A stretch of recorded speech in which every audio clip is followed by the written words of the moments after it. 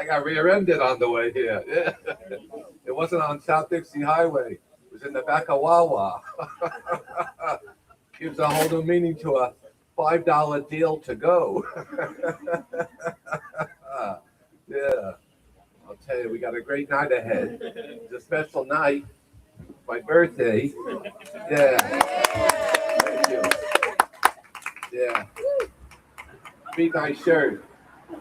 The fucking crowd can't read. It's a GED crowd here tonight. Yeah. Well, let me tell you, we got birthday cakes too. I brought some little user-friendly birthday cakes. Yeah, two for $1. no, the cakes are on me. Yeah. What a crowd! What a crowd! So, we have a great lineup. I'll tell you. What a lineup! Well, I'll tell you, I haven't seen a lineup like this since I had to identify the dude who flashed me in Tropical Park. I'll tell you.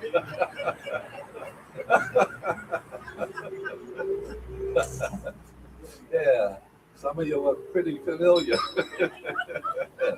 Yeah, what a crowd! What a crowd! I'll tell you. But I'll tell you, you can't.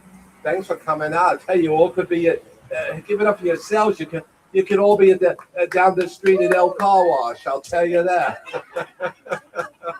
I'll tell you, I stopped off at El Car Wash on the way here. You know why?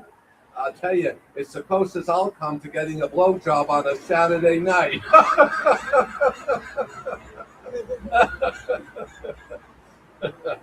Yeah, I'll tell you, it's going to be a great night. It's going to be a great night. But I'll tell you, thanks for coming out despite the price of gas. I'll tell you, whoa. I'll tell you, gas is so expensive that I'll tell you, I had to stop eating at Taco Bell.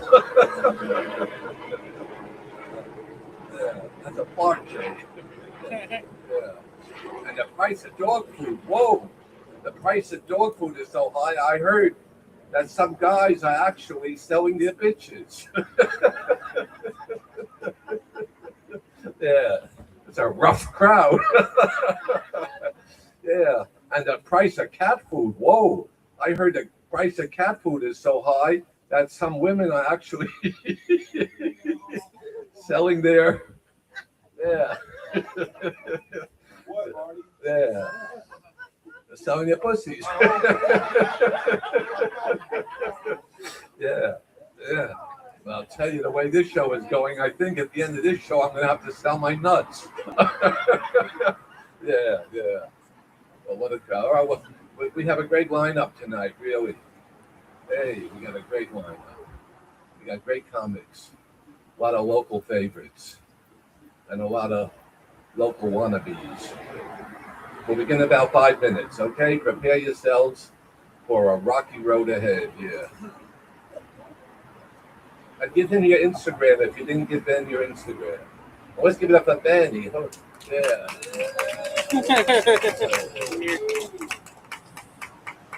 Quality engine comes to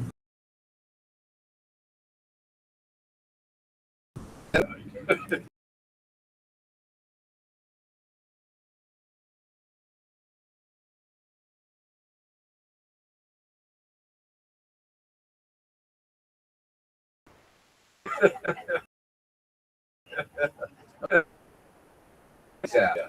One gay, yeah. Thanks for coming out. Yeah. Where's my Mexicans at? Yeah. One Mexican, yeah. You want to come back to my crib and trim my bush? Not a landscaping crowd, yeah.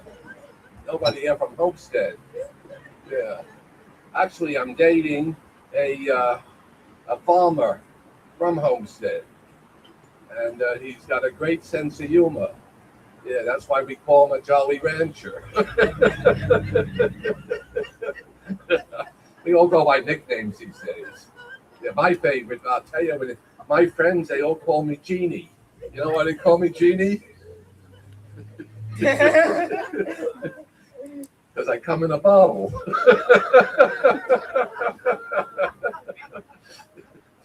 Come back to my crib. I'll give you a magic carpet ride. Yeah. You'll see fucking Aladdin, I'll tell you that. Yeah. All right, listen, we'll start in about 5 minutes. Thank you all for coming out. Thank you.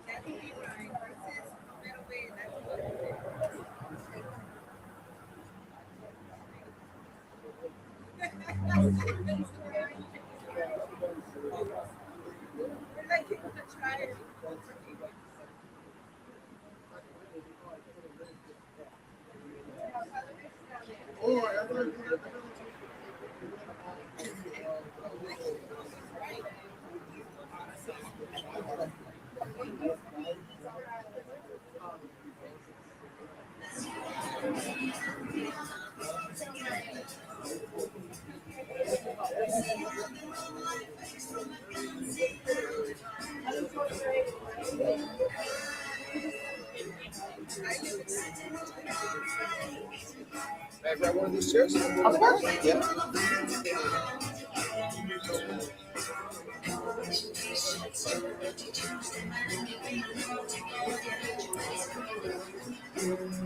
Nice shirt.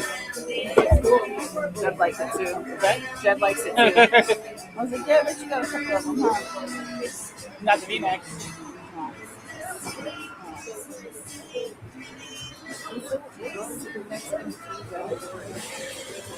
Oh, someone else recorded Instagram. The comment on the left is Okay. It's still recording, so. Evan.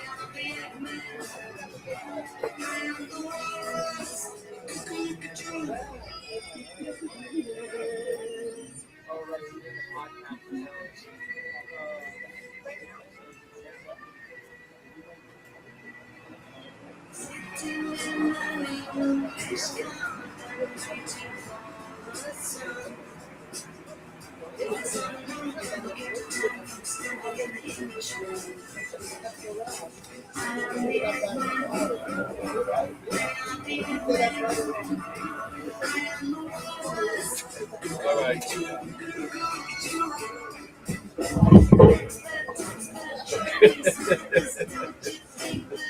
Yeah, give it up, Elton John.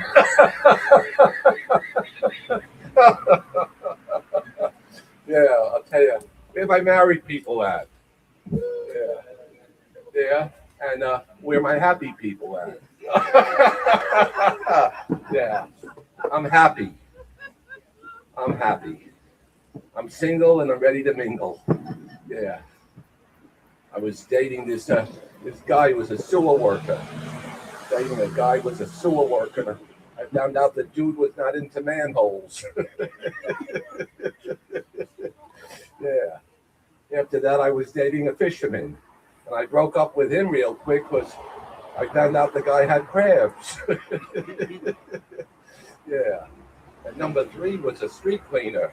I'll tell you, he swept me off my feet. Yeah. And now I'm dating a tightrope walker. I met him at the circus. I'll tell you, as soon as he saw me, he fell for me. Have a seat. Have a seat. Come on up. We got good seats up front here. Yeah. But I'll tell you, the next guy, spoiler alert, I'm gay. Yeah. Yeah. But I'll tell you, I'm glad I'm gay in 2026 that I wasn't gay in colonial America. Yeah. You know why? Remember Paul Revere riding his trusty steed. Steed, Steed. It's a fucking horse. GED crowd here tonight. Riding his steed through the streets of Boston, calling out at the top of his voice, "The British are coming, the British are coming." And the gays would be like, "Let them come." I haven't been in a relationship in years. That's right. But listen, the first comic coming up too, maybe he hasn't been. He came all the way from Boca Raton to entertain you folks. All the way from Boca Raton, and I'll tell you, he said it was a hell of a walk. So let's give a warm, my Tobacconist comedy show welcome to Mr. Jonathan Applebaum. Oh, thank you so much, Marty. Let's give it up for Marty. It's his birthday. We're here celebrating. This is amazing. He's 27. Yeah, congratulations, Marty. We all believe you. No one buy the cake. We don't know what he put in it, everybody. Oh, this is great. Oh, you guys are absolutely fantastic. So I am driving down from Boca. I had an exciting day today. I was hanging out with my daughter. She just lost her third tooth in 3 weeks today. Yes, and she looked up at me and she's like, "Dad, how do I look?" I said, "You look like you're from Cutler Bay." What happened to that girl? Was she doing fentanyl, meth? How are you going to lose 3 teeth in 3 weeks, everybody? Oh, a few of us have kids, maybe some nephews. Oh, man, my daughter's awesome. You guys actually might know me because of my daughter. I had a viral video for her gender reveal about 7 years ago. Remember when those were popular, the gender reveals with the pink and the blue? Mine went viral because I had a pool party, had my whole family over, and I got the dye for my pool. If anyone urinated in the pool, it was going to reveal the color of the gender. My grandpa revealed the gender. But when he went, the color was brown. It was a wild way to find out the child wasn't mine. Any suspects in the crowd. No, my daughter's awesome. We do so many fun things together. I actually took her to the Ringling Brothers Circus just recently. Ringling Brothers is back. I don't know if you guys know this, but there's no animals. Remember when we went as kids with the animals? It was amazing. The lions, the tigers. There'd be the ringmaster in the middle just whipping them, and we were totally okay with the animal abuse. Some of us rode the elephant after the circus. How can we do this? How can our parents allow this to go on? But there's no animals anymore, just acrobats. Yeah, they stopped the animal abuse, but I'm pretty sure they started human trafficking, everybody. Yeah, it was pretty awkward being there. Man, it is a problem, human trafficking down here. We've all been to the airports. We've heard the announcements. I did not realize how big of a problem it was until my last family trip. My mom told me when she came out of the restroom, she goes, "Jonathan, did you realize there's phone numbers on ladies' stalls that say if you're being human trafficked, call this number?" And I was like, "Mom, I don't know if you know, there's phone numbers in guys' stalls as well that say call for a good time." I've called that number. It's usually someone asking for help on the other end. Oh, we didn't like that one. I thought that was going to be a fun one for everybody. No, I do have an amazing daughter. She's awesome. She's literally like my favorite thing ever. But I have to be financially smart being a father. Everyone knows kids are expensive. But I learned to be financially smart since I was a little kid. My mom, every time I would see a penny on the ground, she'd be like, "Jonathan, that's a penny. It's a lucky penny. A penny saved is a penny earned."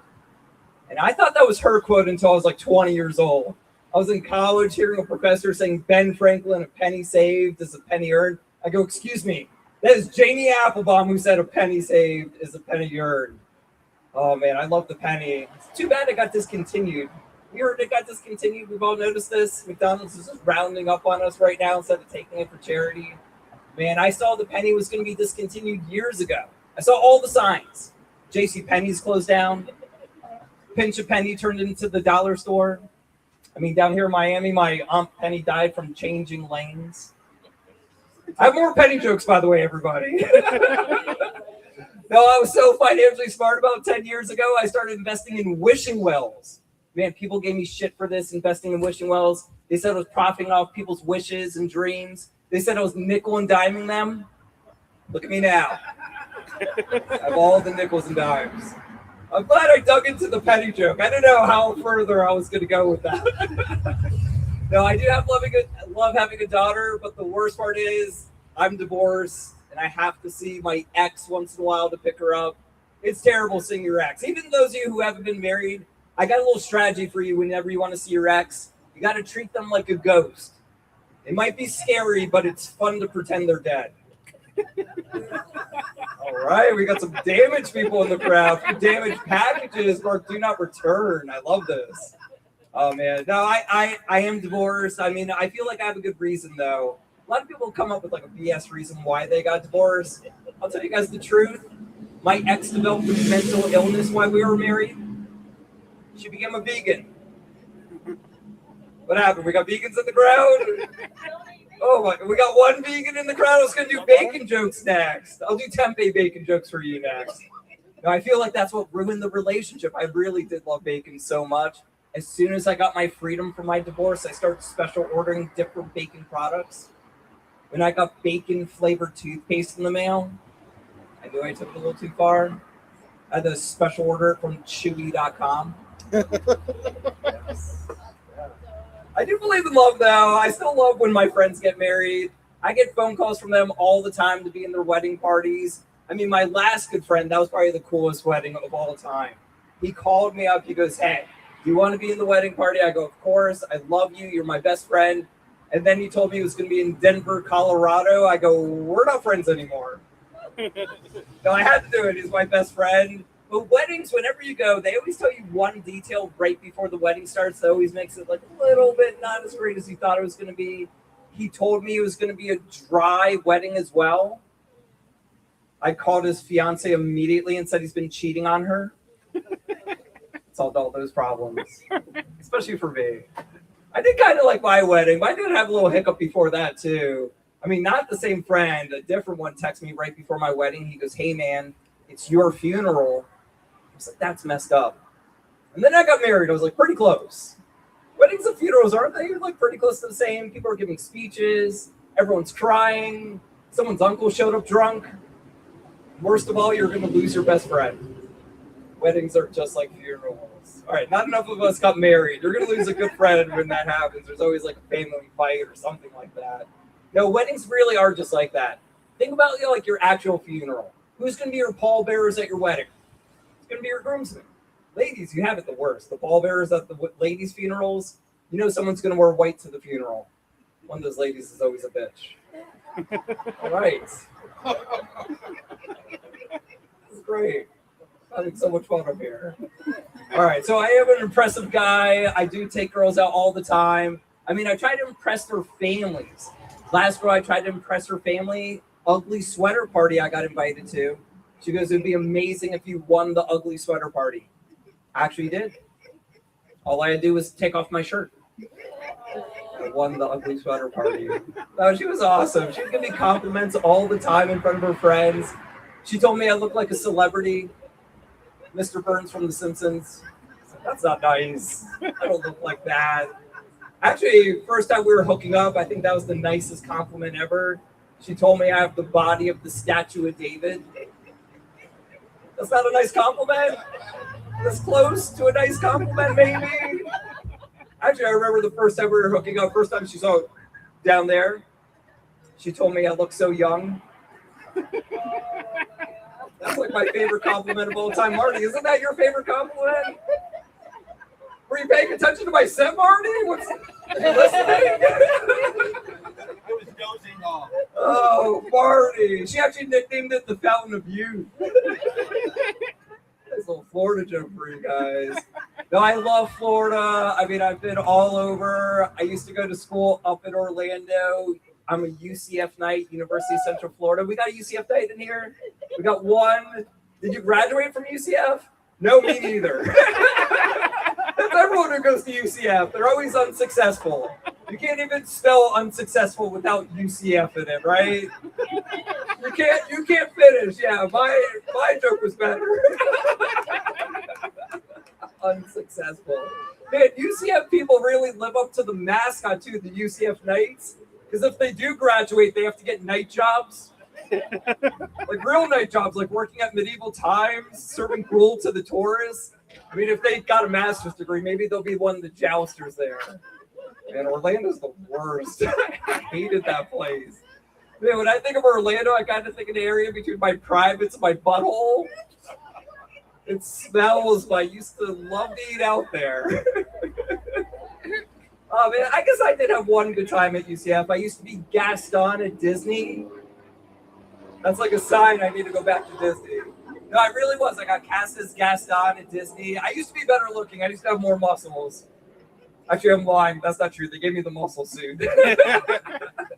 No, but I was Gaston. I felt like every typical Orlando guy being dressed up as Gaston because all the girls I wanted were illiterate. The one I really liked, she could read, but she was from Gainesville. Her name was Belle. It was very sweet. You guys have been so sweet to me so far. I'm absolutely loving this. All right, Marty, I'm going to close with some Jewish jokes, all right? You listening? I didn't want to say I was Jewish when Marty was like polling the crowd. I was like, Marty, have you not learned from history asking who's Jewish out here? we got to learn, everybody. I feel like I can't disguise myself, though. You guys knew I was Jewish, right?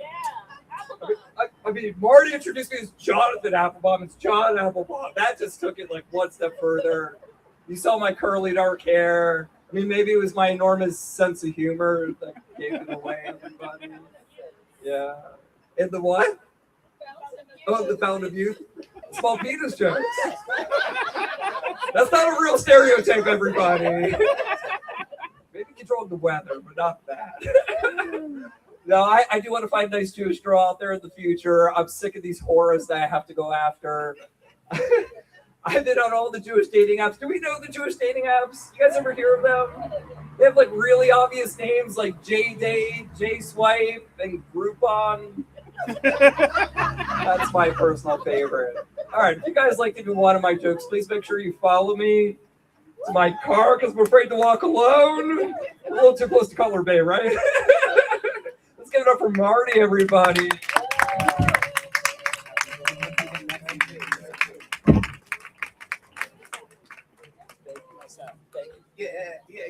Give it up for our favorite Jewish comic. Yeah, he came all the way from the Holy Land. Yeah, Boca Raton. That's right. Yeah, and I tell you, I had to talk about the circus. Oh, he started talking about. Actually, I used to date a clown. I used to date a clown from the circus, but I'll tell you. Every time I got in his fucking car, he got out. And he talked a lot about the pennies. Oh, I'll tell you how they're eliminating pennies. The mint is they're not gonna manufacture pennies anymore. And I'll tell you, between you and me, I don't think that plan makes sense. Yeah, not a current events crowd here either. Speaking of current events, did you hear someone's calling in bomb threats to Zoo Miami down the street? Did you hear that, Applebaum? Yeah. I got your back. Yeah.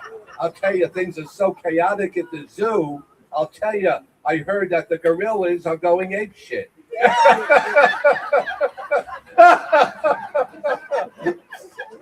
Yeah. Not a Zoo Miami crowd either.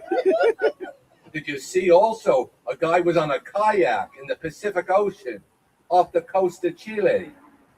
On his kayak, and a big ass whale came and swallowed him and his kayak up.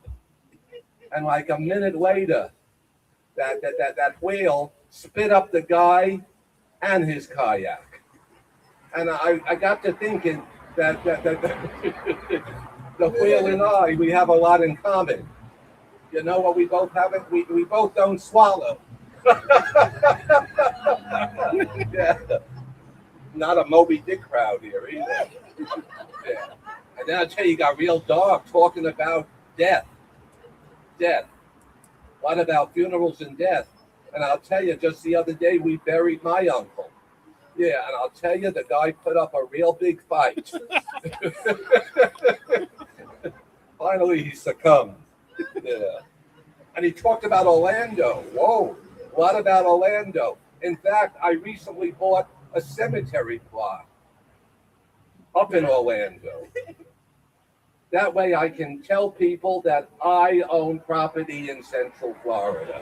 That's right. For the next comic, I don't know if he owns property or what, but he came to you all the way from New York. Let's give a warm welcome. Clap it up, clap it up, clap it up for Mark Armono.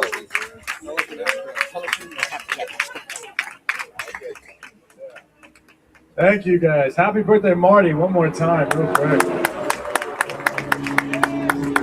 Wow. Lovely people here. It's true, I'm from New York. I drove down all the way from New York to be here today. I was in the car for 10 hours. But I was driving down with this girl. I said, you know what? I think I could get roadhead. I'm in the car for 10 hours. So I asked her, and she said no. And that made the next 9 hours and 55 minutes pretty awkward. You know? I think I asked a bit early. She was annoyed. She's like, come on, we're in the driveway still, you know, a little patience. But that's not good. Anyways, you guys have a lot of Jew comics here. I'm not Jewish. That was a brutal way to say that. A lot of Jew comics here, I realize. It's a complimentary sangria snuck up on me. No, but Easter just passed. Anyone do anything for Easter? Yeah. Nice, good. I'm sure you did. Cry tears because my boy was back. You know what I'm saying? All right. No, listen. I like Easter. I like Lent. I actually gave up sex for Lent. I didn't know I was doing it at the time. I just went 40 days without having any. So I said, I guess, all right, that's my sacrifice. Praise be. You know what I mean? Anyways. I like this place. This is a classy vape shop. This is a classy vape shop. Other vape shops are not classy. They put out bad stuff. They say smoke shop. Classy smoke shop. Excuse me. What's the problem with these vape shops? They say vaping is being advertised to minors. Not here. I went into another smoke shop the other day, and they were selling breast milk flavored vapes. You know, that's not good. I only bought 3 or 4, so it's all right. That's what I like. I like 3 or 4. The right amount of tits, 3 or 4. Yeah. Show of hands. Would you rather have sex with a woman who has 3 tits across or stoplight fashion, whatever works for you? You know, or 1 big cyclops tit in the middle? Show of hands for 3. 3. And now show of hands for 1. Guy in the back had his hand raised for both. Greedy bastard, that guy is. Greedy. Didn't make up his mind. I get it. You see that big Mike Wazowski tit, it just goes off the rails. You know? It's got a nipple ring, too. That's good. But I love comedy. I'm from New York. I'm in Miami. People got money in Miami. I don't have any money. I got to save money. How do I save money? I don't buy any name brand items or anything. No, not even food items. There is one name brand item that I can't live without. I can't live without Head & Shoulders shampoo. I love Head & Shoulders shampoo. Like their shampoo so much, I just bought their body wash, dick and butthole. I got to say, that was a lot better, a lot cleaner, less flaky. Another way to save money is you don't need any Apple Music or Spotify. You don't need any of that. You can listen to all your music on YouTube. But there's one problem with that, and that's you get, advertisements right in the middle of the songs. So I tried to make a sex playlist. Very hard to stay in the mood when you get up. Talk to your doctor about mesothelioma. That is not sexy. Even weirder, where I got like a St. Jude's cancer ad. All right, moving on. That was the whistle on that. I thought I did pretty good. Ladies, you have an uncanny ability to figure out how much money a guy has, though. I'm jealous of it. Do you know how to do this? I don't even know if you plan to do this, but I'll try to save money. I'll take a girl out on Tequila Tuesday, I'm like, this is perfect. $5 tequila shots. I'm not spending more than $25, $30. But you bitches know that. And all of a sudden you go, you know what? I feel like I'll have a few old fashions tonight. Maybe a Cosmo tonight on Tequila Tuesday. All right, I lost it a little bit. Thinking of going out. Any foodies here? Anyone feel they're a foodie? A few foodies? Yeah, you ever notice a foodie is just a bitch who can't cook? You know what I'm saying? Like they don't know what they're doing in the kitchen. But let's go get goat cheese pizza. It's like, yo, chicken or rice. Keep it simple. You know what I'm saying? I took this girl out. We were eating at the bar. I was trying to be flirtatious, and she went along with it. She was very cool. I said, you know, they have a menu item named after my dick. And she was like, oh, really? Is it the churrasco? 8 ounce churrasco? I said, let's get a shrimp cocktail over here, please. Let's get one of those. Marty's a nice, ripe age, nice old age of 27 this year. That's good. I'm 23. I'm 23 years old, but I'm an old soul. What does that mean to be an old soul? It just means I like girls with bushes. So do we have any old souls here? And a few old souls I can see. This guy right there. I like this guy. I was listening to this guy talk. I was eavesdropping before because I'm white. I was told that's what white people think. Is that what white people think? Eavesdropping? This guy's a great accent. He's like, where are you from? Texas. I knew it was saying, I like girls with bushes, let me tell you. You and Dave Ramsey love bushes. All right. You guys know Dave Ramsey? He likes bushes too. Praise be. Anyways, I do love culture though. I love Japanese culture right now. I'm really into Japanese culture. I love Japanese culture, so I just bought a Toyota. Yeah. The only issue is I gotta take my shoes off every time I drive my car. You know, that's not good. Got into a car accident. I committed great shame to my family. Right. I do love Japanese beer. Anyone have a favorite Japanese beer? Anyone like Japanese beer? Sake. Sasaha. I didn't hear that, but whatever. My favorite Japanese beer, very good. It's Yingling. You guys like Yingling? That's a good one. I love culture, though. People think I'm Jewish, but I'm Italian. The other day, somebody said I had a Jewish nose. What does that mean? Then I realized I had my Star of David nose piercing in, so that's probably what they meant, you know? I am Italian, though. Italians love to give little adjectives and nicknames. I'll give you a few examples. There's Johnny the Mechanic from my life. Johnny the Mechanic, Joe the Butcher, and Kelly who married the black guy. So, you know, I don't know that.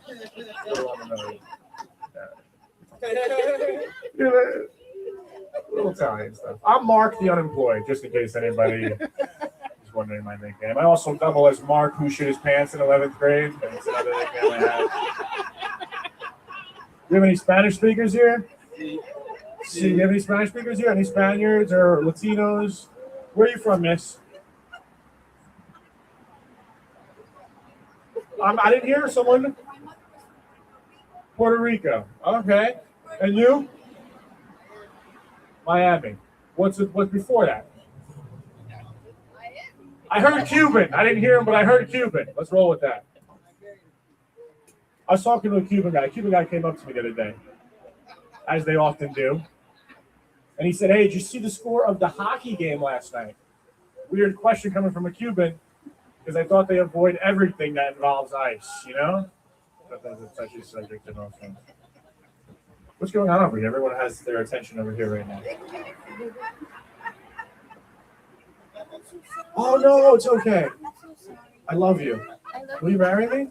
I would. Yeah. I gave up sex for Lento. Is that okay? Yeah, I'm celibate. All right. That's actually perfect. Anyways. What was I talking about?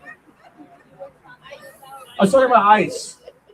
Yalo, for anyone who doesn't know. A little translation for you then. Okay, here's what I want to talk about. Why do I do stand-up? Nobody asked me, but I'm going to tell you. I do stand-up because my uncle is a stand-up comedian. It's a big rivalry between him and I. Now, fortunately, my uncle's in a wheelchair. So he didn't set the bar that high as a stand-up comedian, you know? Like, That was a low blow. I guess I kneecapped him with that. Joke. But it's okay. Can I say that it's okay though? Because I always wanted to follow in his footsteps since I was a little kid. But I compromised, folks, and I followed in his tracks instead. So that all worked out for him. Little legless humor for you guys. I'm on a roll.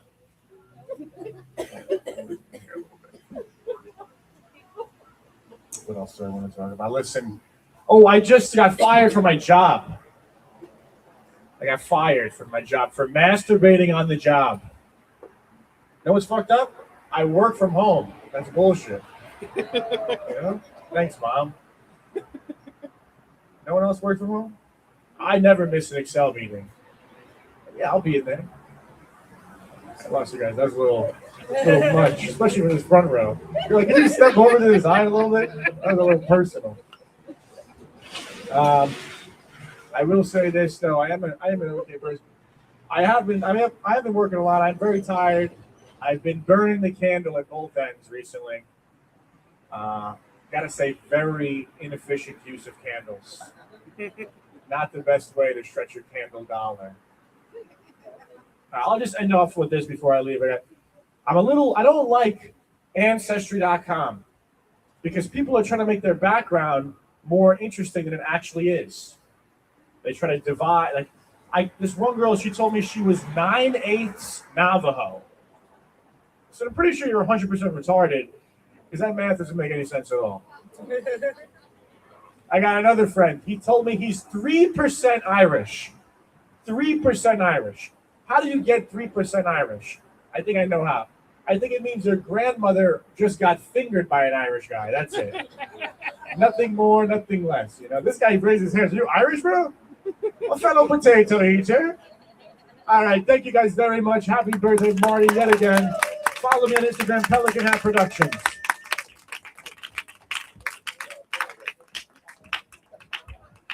It's called a handshake. Whoa. Yeah. I'll tell you, speaking of Ancestry.com, I did my search. I did a search on Ancestry.com, and it came back. It came back that I'm 98% homosexual. Yeah. And the other 2%? 2%, yeah. I'm descended from gay pilgrims. Yeah, gay pilgrims, and not a Thanksgiving crowd here either.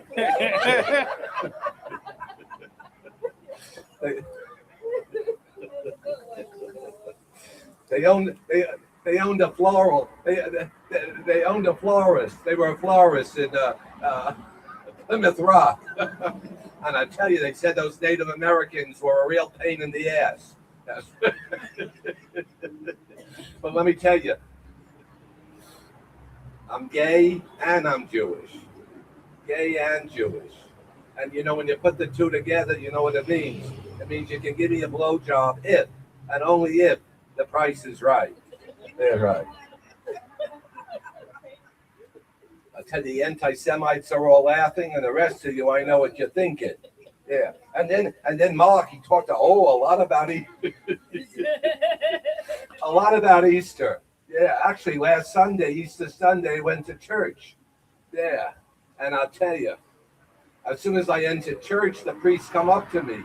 He said, "Sir, would you like to genuflect?" I said, "Father, I don't know what that means." I bet you do. He said, "Well, it means you get down on your knees and you kneel in front of me." I said, "Well, I'm not Catholic, but I'm gay." He said, "Okay, son, let's take it behind the altar." I said, "Okay, Padre, sounds like a plan." But let me tell you, between us, and this is between us, that Sunday, I found Jesus. I found Jesus and I was saved.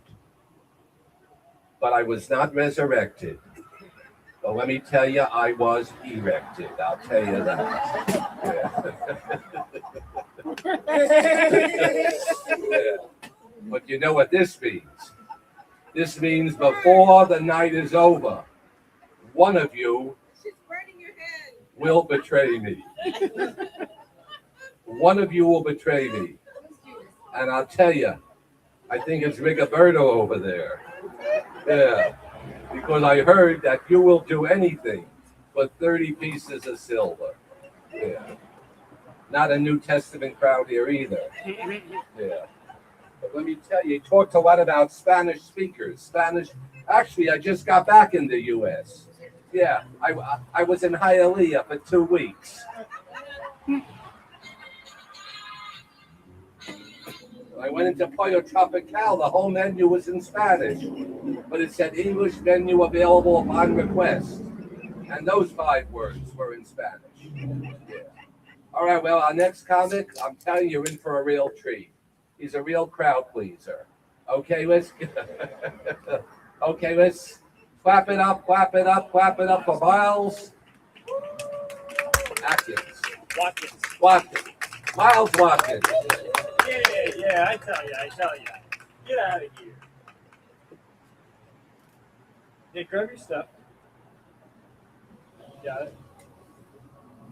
Hello, everybody. How we doing? We doing all right? I love Marty. It's Marty's birthday. Big fan of Marty. I love that guy. You know, I actually, I feel like Marty and I, things would have worked out with him and I. If only I was younger. You know what I was thinking about genuinely? I wonder how. Wait, I just wrote this one. Patience, guys, patience. I wonder how Marty avoided the Vietnam War. There's no punch. You just got to think about it. Can I get the gay flag, please? All right. That's enough of that. Okay. Thank you, Marty. Not gonna lie to you guys, I'm a little nervous. When I do this stuff, I get pretty nervous. They always tell me just have one drink, one beer. And they don't know where that one drink would lead to for me. Because that one beer will just lead to me crying in the shower singing the national anthem. Thinking of all, and I cry when I sing the national anthem because I think of all the great things this country has done for me. I'm on the top of their list, number one concern. All right. Can we get a drum roll? Anyway, but yeah, my name's Miles Watkins. But in here it's Miles Juan Watkins. That is my name. Pretty nerdy guy, actually. I went to the aquarium. They have a 200-year-old lobster at the aquarium. You know what? The one thing I learned about the 200-year-old lobster, it was delicious. 2 centuries in one belly. That's 200 years. All right. This is patience. A lot of people say if you're smart, which is something I'm not, but a lot of people are like, oh, if you're smart, you're funny. They always say that. If you're smart, you're funny, or if you're funny, you're smart. They always say that. But here's an example of why that's not true. Pee pee poo poo. Caca pee pee. There we go. See? Win in the crowd. We got to get rid of this. All right. What? You farted? Is that what you said? All right. I was walking my dog. I have a dog. His name's Bucky. He's a cute guy. I was walking him, and I was thinking of my favorite thing to do with him, besides play with his poop. The people that aren't laughing also play with their dog's poop. So I can't hide from that one, guys. But it's in the bag, so it's fine. Nice to meet you. Wow, you're a risk taker there. You better have hand sanitizer in those pockets. But my favorite thing to do when I'm walking my dog is I like to fantasize someone driving past me and like yelling something at me, so I have an excuse to just like like David and Goliath, just throw it at the back of their car. But I'm a bad shot, so I've been holding like 20 of my dog shits, just saving it. You never know. You gotta be strapped with that Glock poopy. Now you know why I smell like Indian food.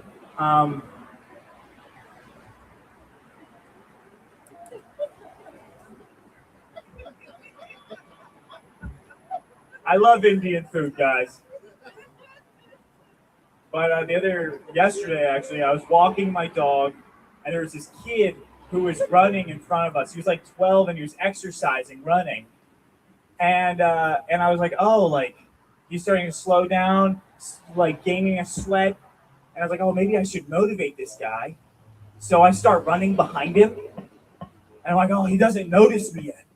He doesn't notice me yet. So I'm like, maybe I should say something to him to motivate him. So I start going, I'm going to get you. You better keep running.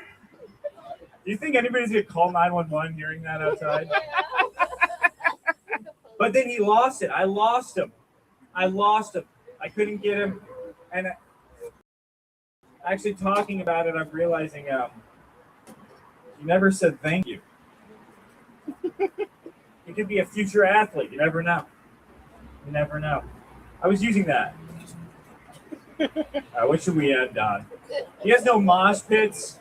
Yeah. Mosh pits. Woo! It's like it's my culture's dancing. Here's a list of things that would completely dominate in a mosh pit. A homeless guy with knives duct taped to him. A ceiling fan on the floor. A washer machine with a brick inside. A lion and a gun. That sounds like a weird Dr. Seuss book. All right, Marty, I'm done. Guys, give it up, Marty. Marty's birthday. He's 14 years old. I love you, Marty. What's up? What's that? None of these kids are on an energy. Shake hands. They fist bump. I'll tell you, I haven't been fisted in years.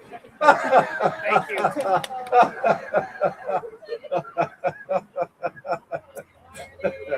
Yeah, I'll tell you.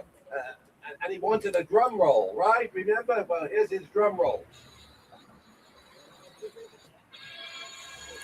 Yours was Yeah, not a high-tech crowd here either. not Kevin. Yeah. Not Kevin. I'll tell you, that was a great set. I'll tell you, he says, what should he end on? I was thinking a joke, for Pete's sake. Yeah. All right, next. What do you want? I'm just a host. Just a birthday boy. 4/11/54. Yeah. 4/11/1950. And Google that. It's the least eventful day in world history. The least, nothing the fuck happened. Nothing that happened. But for me, it was a very eventful day.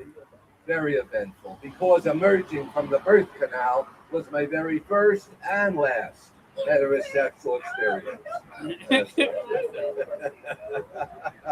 Yeah. All right, our next comic, I think he's had quite a few heterosexual experiences. Okay, let's clap it up for Kevin Reyes. Yeah.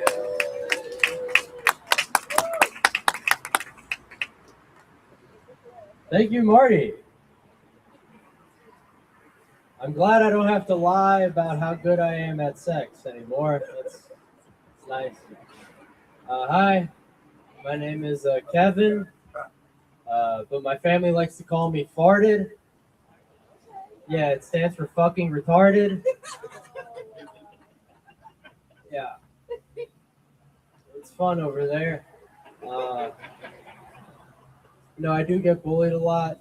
Like the other day, I got confused for a lesbian.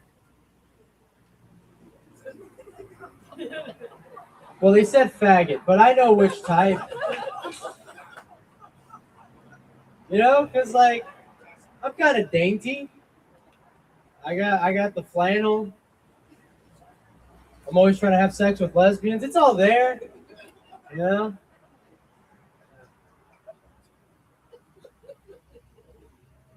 I feel like it should be okay for me to have sex with lesbians. That's what I'm trying to say. Because, like, I may not be a woman, but I kind of feel like a woman sometimes, you know?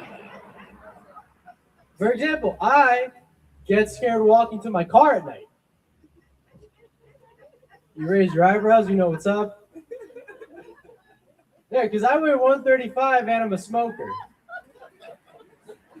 Which just means that I'm a movable object and running isn't an option. It's very scary. It's very scary out here. Ladies, I'm probably going to follow you out after the show. Not for a creepy reason. It's just strength in numbers, sisters. That's it. You know, it's math. Like 3v1 is a better fight, in my opinion. And also, I think I can outrun you. I don't know. That's just me guessing. Yeah. I do get bullied a lot. Like, I got bullied by my phone the other day. Yeah, I got an ad that said, "Are you suffering from premature ejaculation?" I wouldn't call it suffering. I mean, I'm a busy guy. You know, I'm trying to make money out here. I'm trying to hustle. And honestly, if you want sex to last longer than 4 minutes, that you're not about that mentality. That's not. You know, I'm not premature ejaculating. I'm on schedule. That's what that is. You gotta. It's not my fault. You're late. That's on you. Also, like,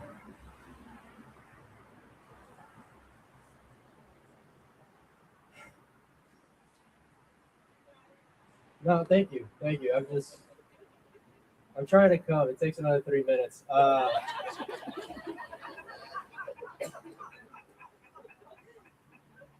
Oh man, what I'm trying to say is that in this day and age, in this economy, I can't afford to love you and also provide for you. All right, you got to choose one or the other. I can't afford both. What do you think I am? A guy with a job? That's not. Listen, this is why I got to go to therapy, all right? My therapist told me to wake up every morning, look in the mirror, and say, "Kevin, you always come first." Makes me feel a lot better.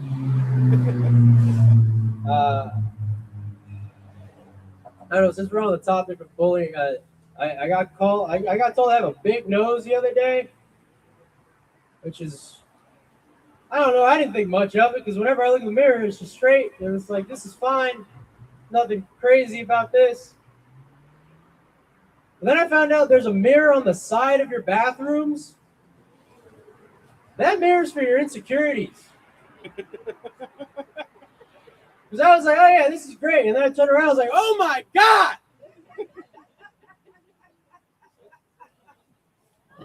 If I was whiter, I would look like if the boy in the striped pajamas grew up. It's not pretty. I don't know. I feel like big nose, that's not my fault. That's genetics, right? It's not my fault my dad loves Coke. That's just how it plays out. Yeah. No, it's cool. My first time I ever did drugs was with my dad. It was awesome. It was Flintstone multivitamins. Yeah. You get the purple one, and I'd get the orange one. And then we'd crush them up and snort them. Because that's how you do it. It's fun. No, my dad does love Coke. He loves Coke so much that his idea of a great night is filling up a Flanagan's cup of sangria, doing Coke in the bathroom, and then watching The Big Bang Theory. Which I don't know if you guys have ever seen. It's a show, a hit show from the early 2010s, The Big Bang Theory. It's terrible. But there's one character specifically. His name is Sheldon. He's a very neurotypical. He's an autistic guy. He's very autistic, and he's like the perfect Coke head, kind of like that. Yeah, that's how the shits sound after Coke. Fun fact. Walls were thin at Dad's house. Yeah. I grew up in the Catholic Church. I don't know. Did anybody else grow up Catholic? A few of you? Okay. Yeah. I remember this one time when I was younger, a priest once told me that we are all God's children. And then I told him that wasn't going to hold up in court.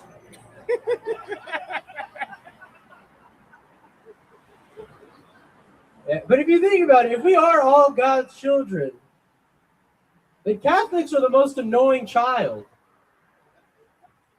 Because, like, Catholics go to church on Sunday.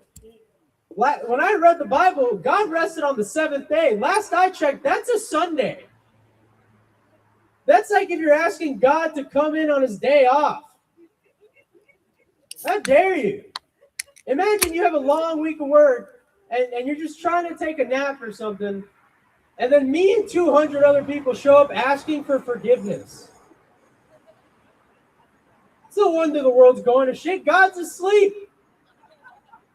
He can't hear your prayers. No, but that's also how I know that, like, when Israel people, they say that they're God's chosen people, I know they mean it because they go to church on Saturdays. You know, they consider God. They're like, that's why God lets them rule the world. That's why, because they're considerate people. Unless you're Muslim, but they're considerate people. Otherwise, yeah.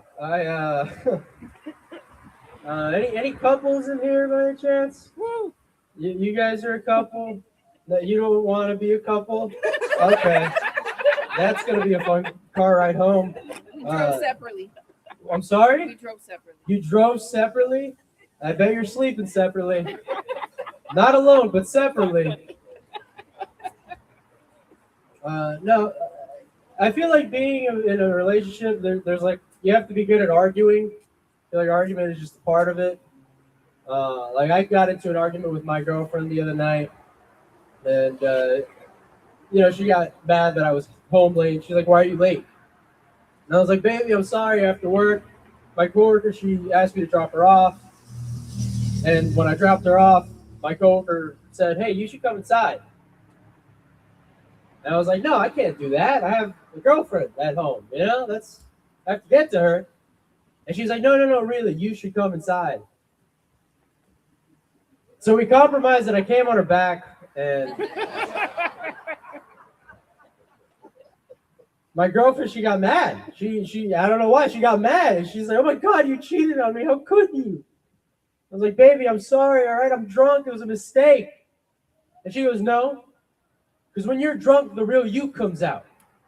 And what you want deep down inside is shown.' And I was like, 'Baby, that's ridiculous. Is you telling me that because I'm drunk, I want to take those two kids with my car?'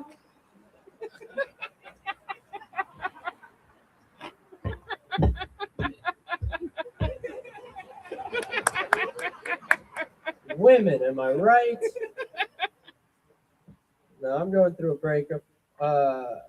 It's fine. I'm happy to be at a tobacco shop. I mentioned I smoke cigarettes. Anybody else smoke cigarettes here? That's okay. One raised hand. One person. Okay, you're kind of, well, you have a cigarette in your hand. That's fine. That's good. No. Listen, there's not many of us left. We are a dying breed. Yeah. Don't say that. Happy birthday, Marty. One day closer. No, but being a cigarette smoker nowadays is a lot like being in a minority group, if you think about it. Because, like, you ever heard of a smoking section? Yeah, more like smoking segregation. Am I right, people? We have got to stand up to these vape supremacists kicking us out of places we were allowed to smoke in before. It's absurd. Like you ever heard someone do a fake cough around a cigarette smoker? Yeah, that's a slur. How dare you? I'm here minding my own business. I'm following the rules in the fucking smoking section. No, the other day I actually got hate crime for being a cigarette smoker. Yeah, I was smoking a cigarette outside, and this girl, she stops walking by, she looks at the cigarette, she looks at me, and she goes, "Dead boy." Oh. And then all night, that's all I could think about. Dead boy, dead boy, dead. What does that even mean, you know? And then I realized, oh, she's hitting on me. That's what's happening. Because you know when you like someone a lot, but you don't know what to say, so you're just mean to them? So I did the same thing to her later that night. I saw her around a bunch of frat dudes, and I was like, "Dead girl." I have a date with her later. In court, but it's a date nonetheless. Counts. Yeah. All right. I guess I'll leave you guys with this one. They say comedy is about being relatable. This is the most relatable joke I have. My entire family says the N-word. Right, guys?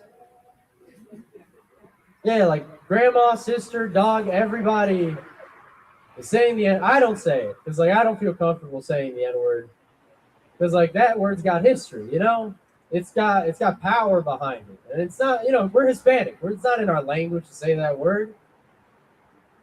But me not saying the N-word around my family, it kind of makes me feel like an outcast, kind of like the black sheep of the family, if you will.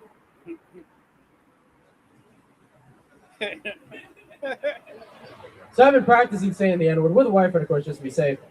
And when I said the N-word to my boyfriend for the first time, he's like, "Dude, you're saying it wrong." And then he said it a little differently than I did, like just a little. It's just like, that doesn't sound right. He's like, no, that's how the OGs used to say it. So now I'm confused, and if one of you could let me know after the show, which version of the N-word do you guys use? What? Is it neither or neither, miss? What do you...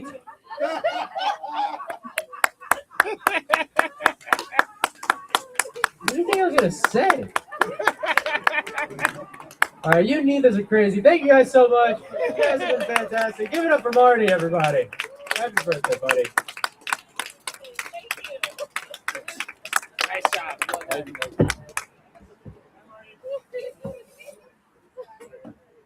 And give it up to Ellen DeGeneres and Portia de Rossi.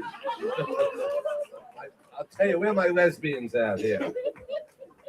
Where's my lesbians at? Because, you know, I heard you guys are into scissoring. Yeah, a lot of talk about lesbian. And you started talking about PE, premature ejaculation. Yeah, I tell you, I don't have PE. What I have is ED. Yeah, explosive diarrhea. Then you morphed into smoking cigarette. Oh, let me tell you, I got to tell you, these Camels, they're good for a hump. A hump or two.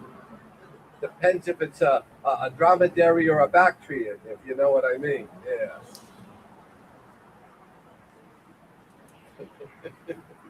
Not a Zoo Miami crowd. Yeah. And then he talks about, I'll tell you, meeting online. You know, recently I went online to meet, and they asked you for what you're looking for. So I said hairy, manly, and works out at the gym. And you know, they fixed me up with a lesbian. Really. So I tell you, I gave that up, and I went to. I figured I need an emotional support animal. So I went to the pet shelter, and they said, "What are you looking for?" I said, "Well, easy to train, doesn't bite, and looking for a good home." So they fixed me up with Brian. But I'll tell you, Brian and I, let me tell you, we both have a lot in common. We both don't bite, if you know what I mean. And listen, guys.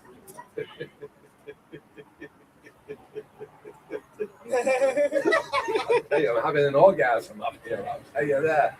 And Wednesday is tax day. April 15th is tax day.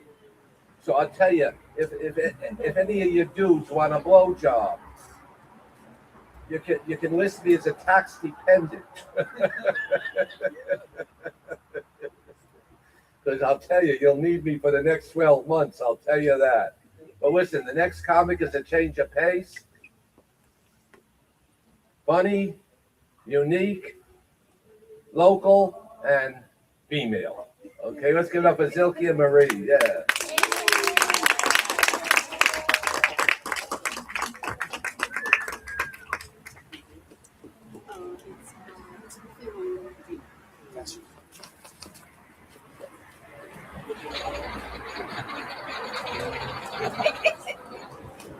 Thank you. Thank you. Thank you. Happy birthday, Marty. And thank you. Is it? I'm sorry, John. John. Okay. Thank you, John. I related. I related very much to your marriage jokes. You know. And who was the other comic? The one, the Catholic, the one that brought up some Catholic jokes. Thank you. Really funny. I can relate a lot to those too. So raise your hand if you celebrated April Fool's Day.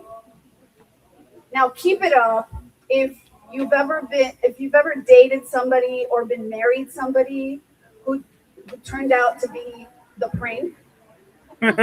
So I'm finally out of that joke.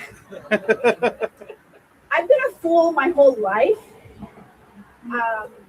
I insisted on bringing home a Jewish boy to meet my Catholic mother. That was a big mistake. At 21, I thought I knew it all, so I got married. 14 years later, I found myself in a hostage situation, and the ransom was my sanity. So my mother knew something about sanity and insanity in a marriage. In fact, in her last relationship, I knew my stepfather then as Bob, but she referred to him as the mistake. So, not to be outdone by my mother, I one-upped her with my ex. So she named him the disaster, which it was really confusing at Thanksgiving because I wasn't sure if she was referring to the turkey or my ex. Either way, both were dry, disappointing, and nobody wanted seconds. So, not to, so he even took me. I'm sorry. So.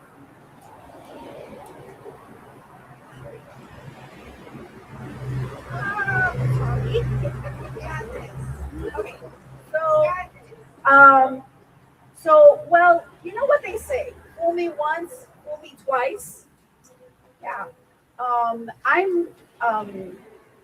My current husband and I, we just celebrated our anniversary on April Fool's Day. Yeah. So my mother met my current husband, and she loved him. He was a man of God. She loved him. In fact, she had a nickname for him. She named him Lover Boy. So little did she know, though, that what a bad influence this man of God would be on me. Yeah. We had a lot of adventures while we were dating at the park, where we almost got stopped by a police officer. We almost got arrested. And in front of a church. Yeah. We figured if we were going to sin, we would be close enough to go to confession right afterwards. And then he took me to my first strip club. Yeah. You know, this is very unusual because usually the man of God is the one praying for the women to keep their clothes on, not paying to see them take it off, take their clothes off. Well, he told me to put the tip on the side, but I insisted on putting it on the inside. So we're actually getting ready. Actually, we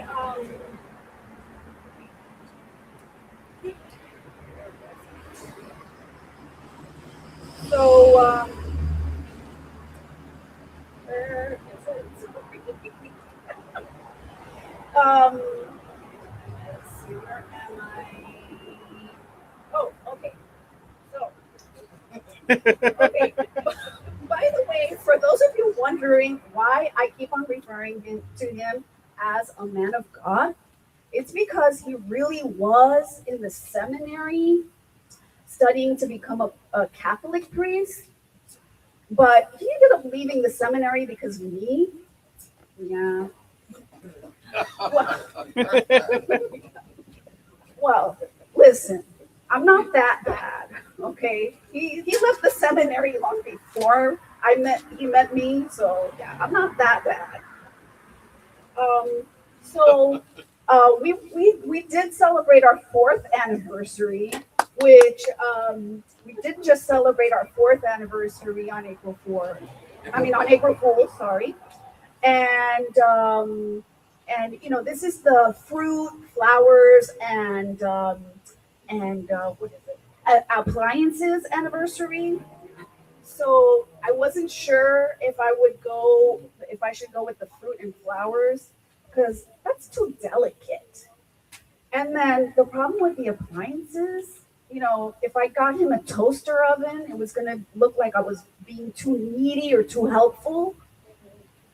So I ended up going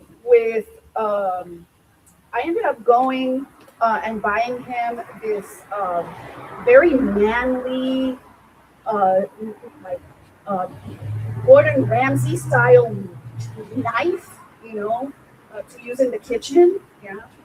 So he ended up going into the kitchen, and he took so long. He cut this carrot into like one carrot into a julienne style, and we ended up having cereal for our anniversary. Yeah, very romantic. Yeah. But you know the you know he could have used it. You know the he yeah. So we ended up having cereal, but you know like that julienne carrot. That carrot looked professional. You know. Yeah. So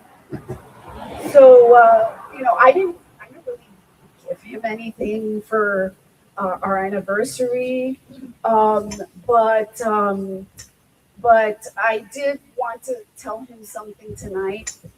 Honey, honey, you hear me? Honey, yeah, this year, honey, your anniversary present is that I'm leaving my job, my full-time job for stand-up comedy.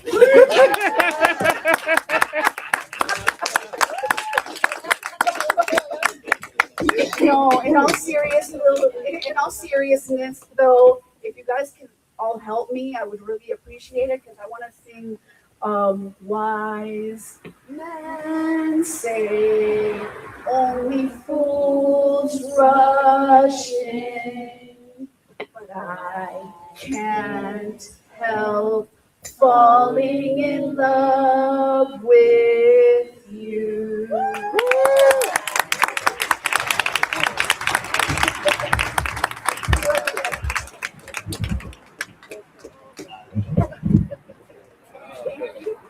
I got it. Give it up for Elvis. Thank you. Good job. Tell ya. I tell you, I haven't seen bobbing like that since England blitzkrieg the since Germany blitzkrieged the shit out of England. Not a history crown either. No, in all seriousness, she had a great set. She had a great set, I'll tell you. And her comedy was pretty funny too. Yeah. You got a good set yourself. You got a good set too. Well, let me tell you, she talked a lot about appliances. You know what I had for my birthday today? I gave myself an appliance. Yeah. A night guard. Yeah. I'll tell you, may not straighten out my teeth, but I can give you a good blowjob. I'll tell you that. Yeah. For the next comic, I think he might give you a good blowjob too. But it's a little, yeah, yes, dear. You know what does that mean? You'll give a good blowjob? Yeah. Yeah. Yeah, I'll see you after the show. Yeah. All right, our next comic is a little comedic entertainment. It's gonna with a little musical interlude. We got a little musical interlude, and oh, he's behind me. Yeah. Okay, give it up for Ricky O.I. Yeah.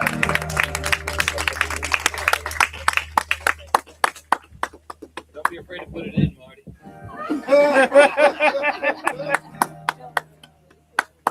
Happy birthday, Marty! And I don't want you guys feeling bad. I don't want you guys feeling bad about Marty getting a little bit older. He always has said, age is just a number. Of course, in the context of telling young boys that he wants to date, he always tells them that. It's very, the context, though, the sentiment is there. No, Marty's a good guy. Actually, I searched online before coming. I wanted to be sure, but I searched online. I got on the Jeffrey Epstein email online database. If you search Marty Furgang on there, 0 matches. Give it up for this, right? Thank God they don't release the physical mail.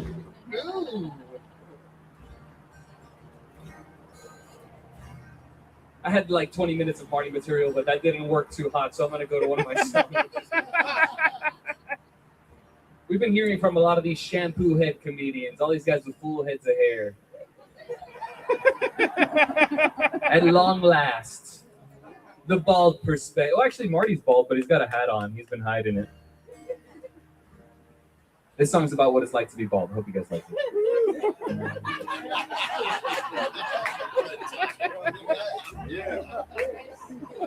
Coming up soon, right? We got some more bald comedians coming up. You got some hair. That's looking too full up there. Aerodynamic, good for pandemic. Swim cap not needed. Tougher appearance.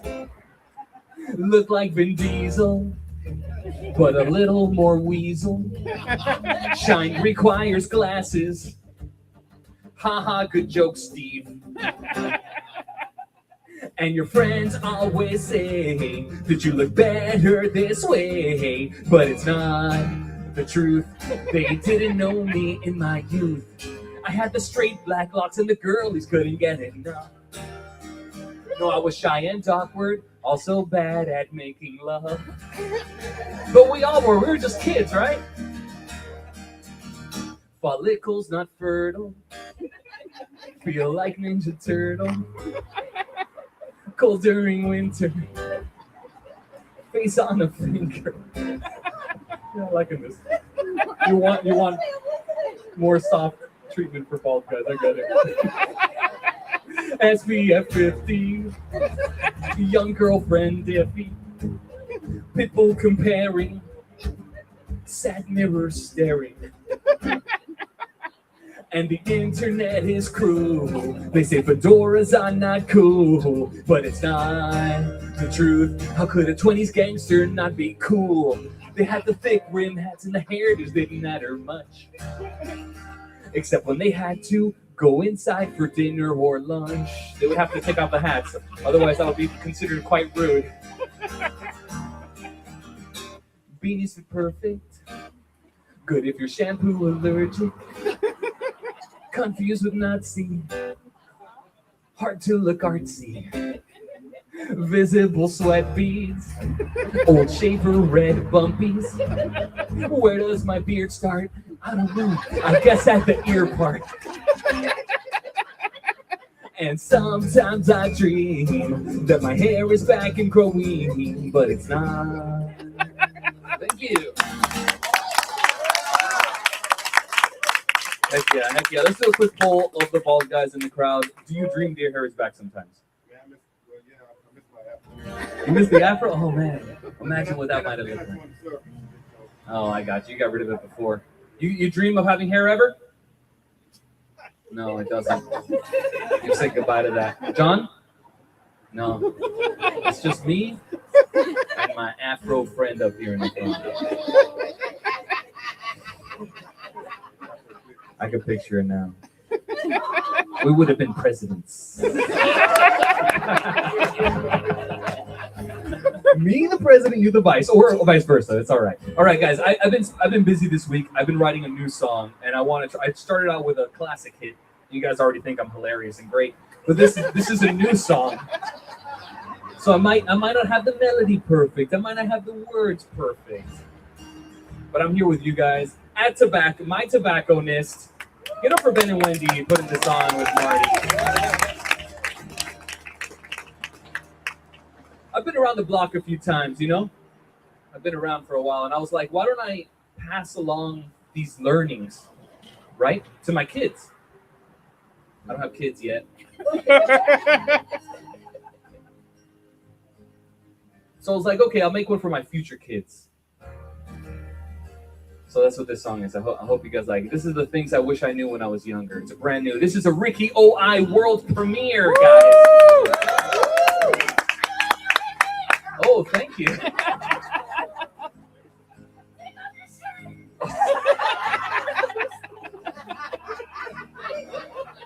I want you to keep loving me, sir. So my shirt stays on. I'll meet you in the car later. All right, here we go. It's a new song. I gotta really dial in for these lyrics. All right, here we go.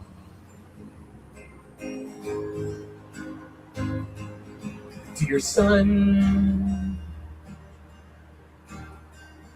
or daughter or gender-neutral person who came from my loins. One day you're gonna go out on a first date. Don't be afraid to text them or if texting's been replaced by something different in the future, you could do that too, I guess.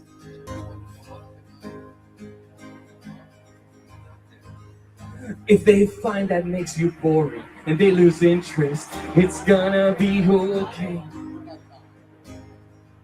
They probably sucked anyway. And at the grocery store, everything has an expiration date. But it's all corporate bullshit. They just want to sell you more stuff. Even only at Milk and Eggs go bad. Everyone knows that. All right, I overestimated how many lyrics I can remember. All right, we're talking about stuff that go bad, right? Right? Yes. Holy Milk and Eggs go bad. Everyone knows that. I thought the next words would come to me and they didn't. Thank you, Wendy.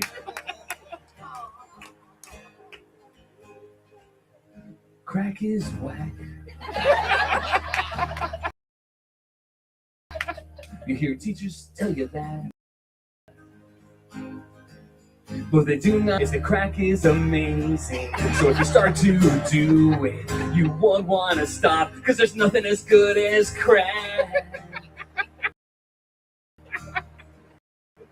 So just do it once and then just... Alright, let's do a chorus. These are the things I wish I knew when I was young.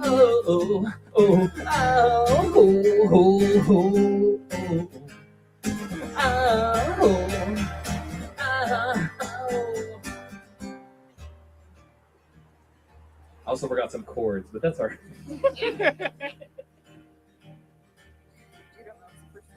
Life is a journey, not a destination. You'll hear that a lot, but you won't understand it. So let me explain it. The destination is death. So you really gotta make an effort to enjoy every moment. Cause if you're waiting for something, it's always a letdown.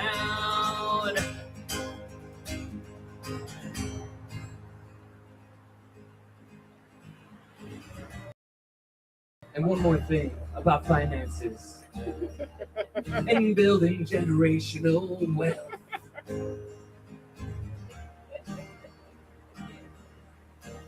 You should probably try and learn something about that.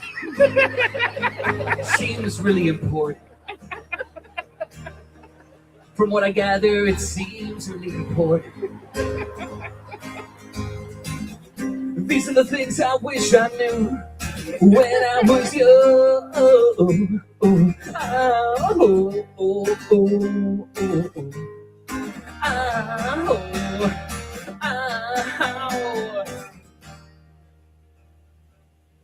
Thank you guys. I think you're on board so far. Thank you. But I'm doing this song, and I see a lot of experience. A lot of gray hairs in the audience, a lot of miles. Guys, tell me something I could pass down. Give me some piece of interest, something interesting I could tell. No? The song's not finished. It couldn't make it to the final song, no? She's always right. That's a good I one. hear she's always right. What did you say with a beautiful beard, sir? Nap a lot, okay. That one really spoke to me. Let's try to see if we can tell our kid here about napping.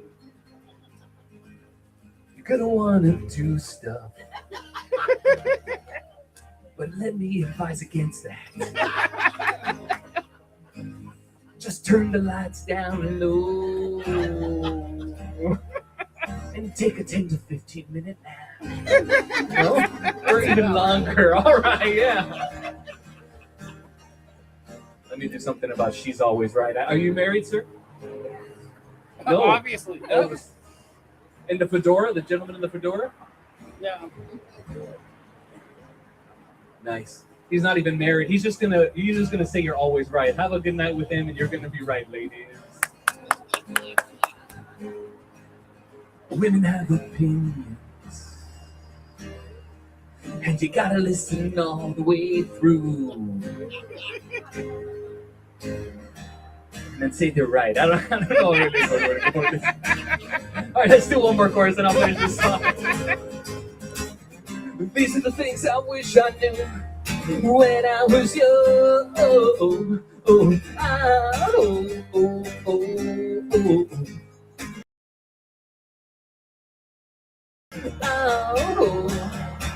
Guys, thank you. Did you give me like a couple minutes here extra because I do music and it's just like gets you all chilling, ready for a bunch of new great comics coming up. I'm gonna do one more. I've been doing a lot of clean stuff. We haven't really said any bad words, but I'm gonna give you guys the option. You guys want to hear about my cat? I'm gonna do a song about my cat. Or smelly cat? No, that's not an influence. I'm totally original, baby. Or I have a really raunchy sexual song. Raunchy? Yeah. That's a smoke shop, baby. We gotta get raunch. Guys, thanks for supporting the dream for me and for the other comics here tonight. It's really great. If you want to support it further, I got t-shirts at the Light Up Millennium Falcon. You can get one t-shirt for $25, two for $20. If you're a comic, I'll give you great deals. I know we're all broke. Better than those prices, comic. All right, this song is for the people who've been in a long-term relationship. Anybody out there? Sing a little more. Any long-term relationship? Yeah, Ben and Wendy. How long? 19 years. 19 years. Love, guys. Anybody beat that? John? No? Yeah, how long? 32. Your mom doesn't count, dude. Okay, sorry, that does. That's great. You look very young as well, sir. How about you in the back with a cabbie hat? 35 years. What's your name, buddy? Jed?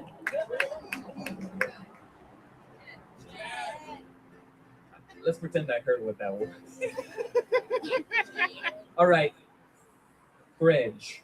Jed. Jed? Jed. Oh, that's way easier. Jed. J-E-D. Jed. Tell me if it's not true, but the most amazing part about being in a long-term relationship is when they leave you alone all day, right? And you got the house to yourself. You can do whatever the hell you want. Yes, over here too. This song's called Alone All Day. I hope you guys enjoy it. I'm going to finish after this. If you like what you heard, check me out on rickyoi.com.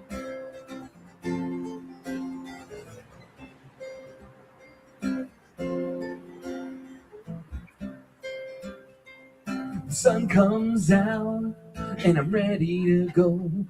Ain't got no plans, wanna spend it alone. I wanna get on that sweet Pornhub, maybe RedTube. I wanna touch myself to an Asian chick's boobs, or if there's recommended videos, I wanna play with my balls like a hungry hippo. That's what I do when my girlfriend visits her mom in Orlando. Text her hot friend Jen, poop with the doors open. Someone invites me out, sorry, no can go. I got my own plans, guys, you get it. Gonna eat a snack, I need some energy. I got a lot of business for Mr. PP. I'm talking about naked ladies who are paid a fair wage, so I can play with my penis like a Jumanji. And I assume that they'll pay well, but I don't really know. I avoid further knowledge to not mess with my flow. That's what I do when my girlfriend goes on a business trip without me. Try on her clothes, spicy Cheetos, butthole party. My thumb is VIP. I'm glad there wasn't that many laughs there. Not a lot of judgmental people.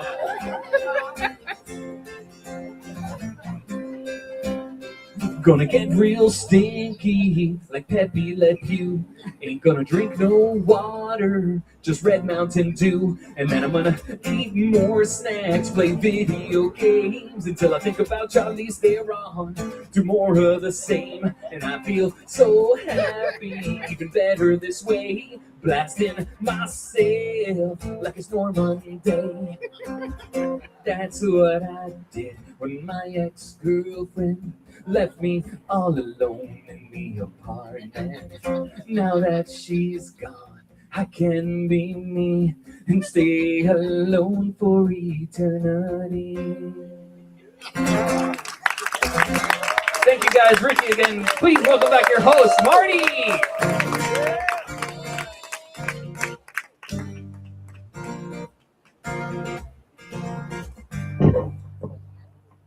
Yeah, hey, give it up for Puff the Magic Dragon.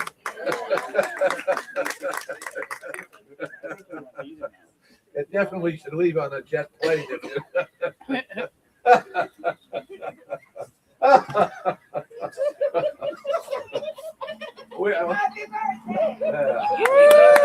Listen, after the show, we got birthday cakes up here. Any diabetics in the crowd? Yeah, a few in the back. Oh, fucking enjoy yourself. No diabetics in the crowd? Yeah. Well, let me tell you, where's my long-term relationships at? Yeah, I'm actually in an LTR.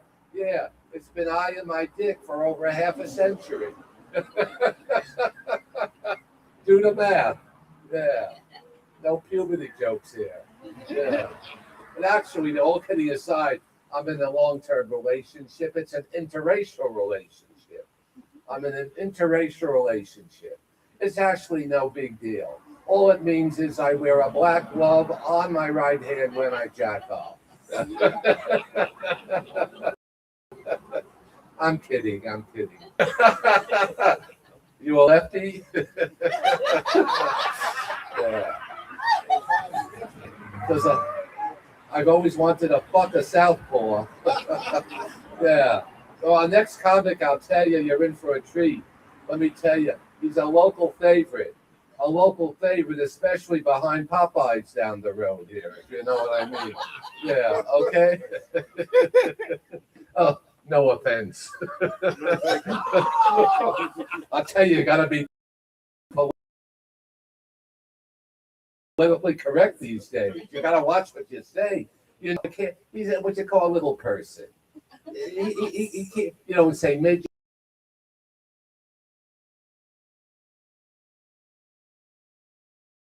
You don't say dwarf, you say a little person, right? He was born that way.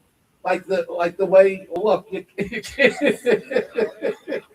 But I'll tell you, he got really pissed off with me the other day. You know why? Because I called him my half brother. He didn't like.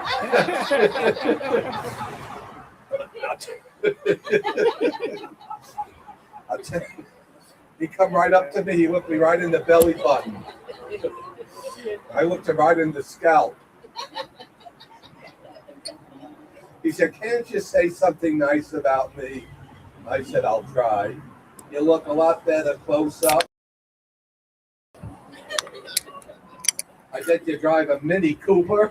You're just the right height for a good blowjob." Yeah.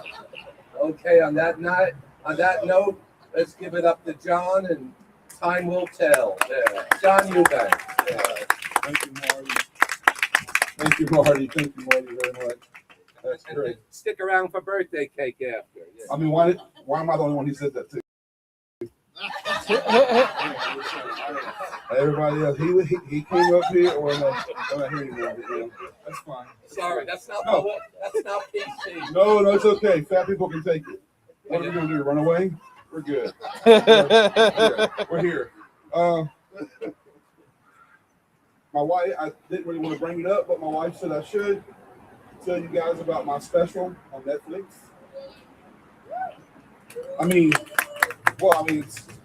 If you pay by the year, it's cheaper than if you just do it month. That's my special on Netflix. I liked it. I'm glad you did too. Hey, where's my rednecks in the crowd? Where my white trash folks? Not a lot. There's not a lot of us here. Okay, let's broaden it up. Where's my Cubans? Same thing. I'm sorry. Cubans, rednecks, got a lot in common. A lot of chickens everywhere. I realize that I've lived in a lot of different places, but when I moved to Miami, about 11 years, I had no idea the chickens were fucking following me. There's chickens everywhere here too. I don't know. This is trying to play with some new stuff, you guys. I apologize about the phone. But rednecks and Cubans have a lot in common. They both think the way they speak the language is the only one that's important, right? Yeah, I love it when Cuban Americans try to tell me that they speak the real Spanish. I'm like, yeah, buddy, that's what my Papa said too about his English. So I don't know about all that. Cooking stuff in the ground, we're really into that. Being no more than one generation away from eating roadkill. Yeah, we got that too for sure. And just a lot of different views. But you know what? I will say we have to be really careful. The people in boxes when it comes to things like politics and all of that. I mean, with this accent, this haircut, kind of screaming law enforcement. You know what I mean? I mean, it's been a while. I'm glad I didn't look like this when I used to try to pick up hookers.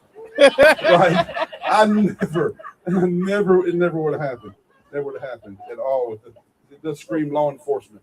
But I mean, for a guy that speaks like me and looks like me and everything, I'm pretty progressive. I know how to skin a squirrel. I know how to eat that squirrel. But then I also sit back and think about what that squirrel went through. You know what I mean? So yeah, I'm changing. I'm changing a little bit here or there. What did the squirrel go through? I don't like it by the fact that there's not a lot of people that, like I said, well, even look like me, but much less talk like me around here. People will pull you into their arguments.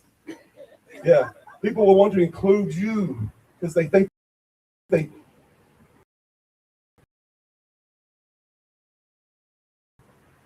That's not very safe when you look and sound like me because we're English people. And I mean, yes, that's pretty damn. I don't like to do that. But you know,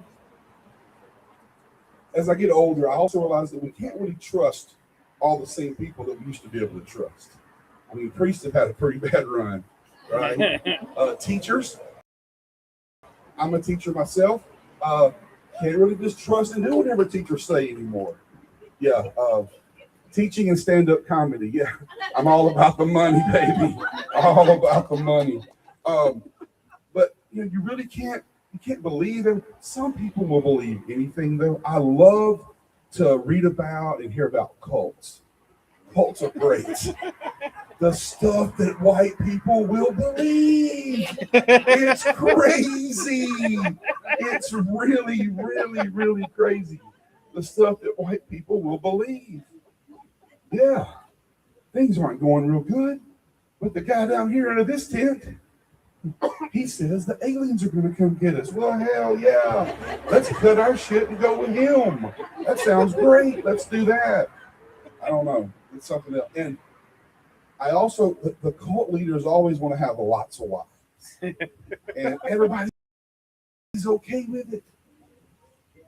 He'll just have her for a little while. Where did Ricky go? We can have that day, right, Ricky? Yeah. If we send the wife off to the cult leader, we can have more of those days you were singing about earlier. I don't know. We're going to edit that before my wife sees it for sure. But you really shouldn't give up hope. You really shouldn't give up hope because there are still some good people out there. And I want it real fast. This is something I heard 40 years ago. This is on a serious note. I heard about a death from a friend of the family earlier today. And I was thinking about my friendship with his son in a story I heard at least 40 years ago. And it's about trusting and believing in people. There was this young man that lived in a small area, small town. And in that small town, he was just known to be a great kid. But this was many years ago. He didn't have access to the teachers, and he never learned to read. He went away to work in a different town. While he was there, he met a girl, and he came back, and she sent a letter to him. And he was so excited, and he ran to his mother, and he said, "Could you read this letter for me?" She opened it up. She began to read. She folded the letter up. She handed it back to him and said, "Get out of my house. Go away forever." He didn't know what to do, so he joined the military, joined the army. He did great because he was a follower. He did what he was told. His sergeant one time said, "I've noticed that you can't read. You hit it well, but you work hard. Is there anything I can read for you?" So, "Well, I got this letter."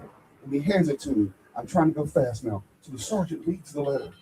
And then he folds the letter up and hands it back to him and begin court-martial proceedings right there.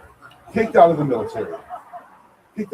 Then he goes, he hobos around, bums around for a while, ends up getting a job at a grocery store as the assistant manager. He rose up to the assistant manager. And the manager said, "Is there anything I can do for you?" And he handed him that letter. He started reading it and then he fired him. So then he was homeless. And he was sitting around a homeless encampment one night around a fire. And this other homeless person said that he used to be a doctor, got hooked on prescription drugs, lost everything. This guy said, "Well, if you were a doctor, you could probably read this letter for me." He said, "Yes." So he was reaching over and dropped it in the fire.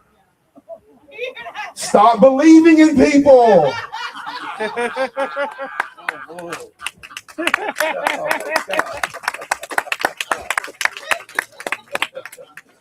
Where my bold people? Yeah, give it up for John Eubanks. He's a local favorite. Hey, he talked a lot about squirrels. Oh, a lot about squirrels. You know, the price, the cost of buying food to go to the park, to feed the squirrels. You know, it's so high that I heard some guys are selling their nuts. Then he morphed into what? About aliens, right? You know, I think that they say aliens are living among us. They say aliens are living among us. And I think the other day I might have fucked an alien because I'll tell you, the sex was out of this world. I'll tell you that. But I'll tell you, let me tell you this.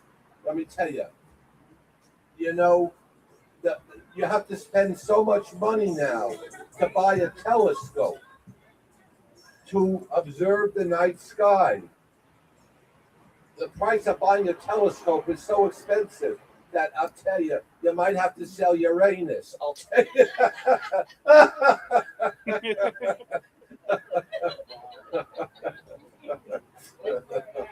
Yeah. Big Alberto, how much you charge? Yeah, they got it. They got it. All right, the next we got another little musical interlude here. Because I mean, how much good comedy can you guys take, right? Yeah, but after all, it's my birthday and I called the shots, right? Yeah. In fact, I went to the doctor the other day. He said, Marty, when was your birthday? I said, as soon as I emerged from the birth canal. That's what I said. Yeah. Yeah, all right, let's give it up now to our McDonald Wolf. Yeah.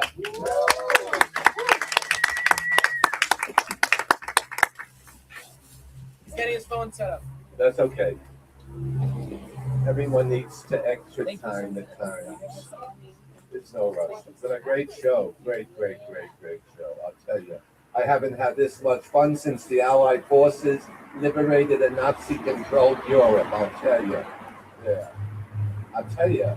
Let me tell you, guys. I'm going to be talking a lot of shit here tonight. But, guys, what happens here in Key West stays in Key West, right?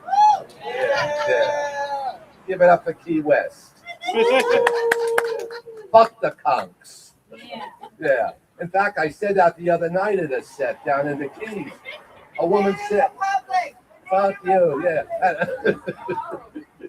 Woman come up to me, she said, we're not in Key West, we're not. I said, and where are we? She said, Key Largo. Not a Keys crowd here either. All right, you ready, McDonald? Yeah. Give it up for Michael Jackson.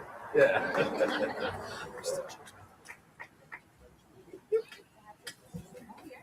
That's okay, yeah.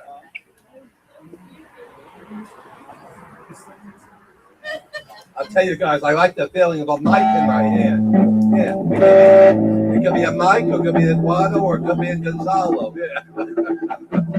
Yeah. What a crowd, what a crowd.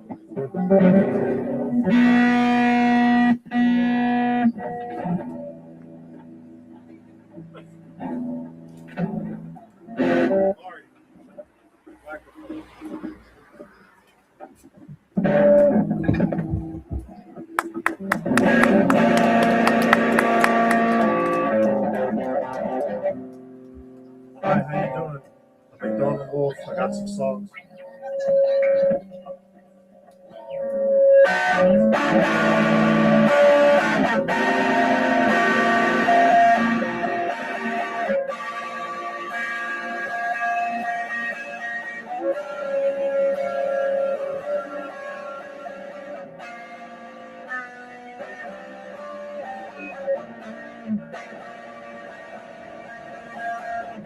I wish the world was round with all the children. We can get along with each other once again. It could be a change once again. There won't be more violence for children and all again. Live my life like it's before it's over. And I leave 'cause I can't stay. Let the world keep rising on over. And will we all live again?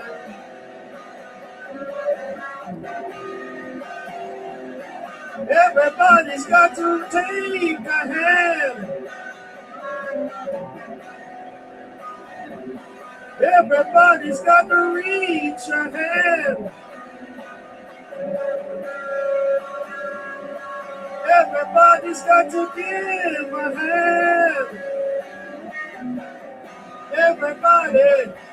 Everybody's got to take a hand. Everybody's got to reach out to the brothers and sisters who need a hand.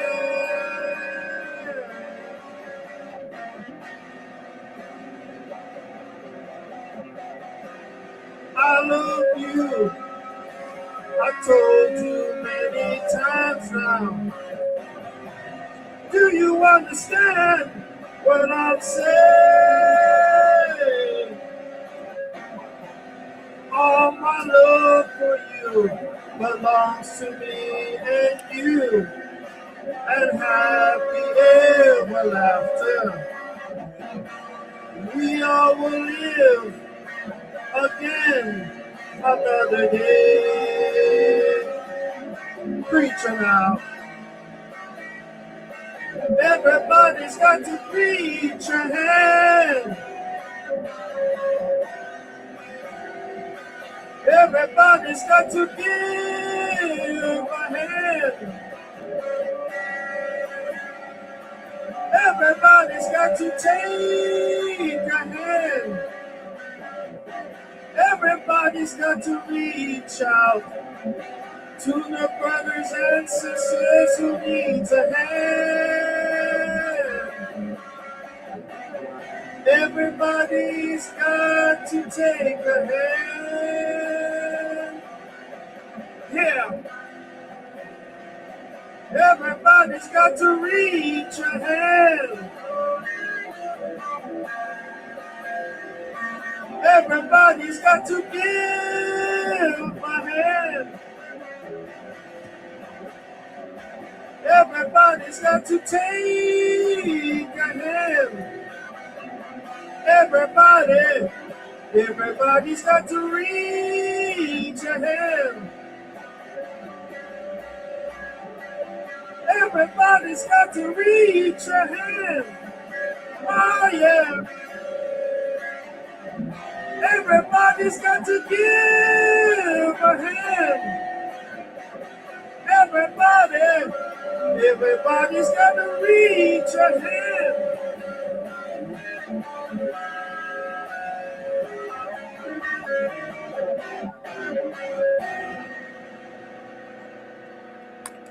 Got another one. This one is called Miami Gardens.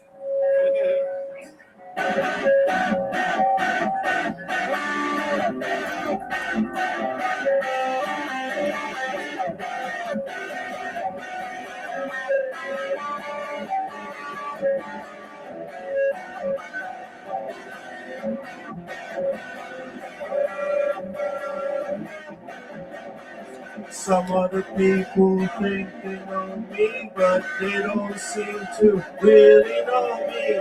I guess I'm the type who realizes and sees, but never been ghetto or nasty or mean. Ghetto people walking around is all I see, but it never seems to amazes me. That one may be right or may be wrong.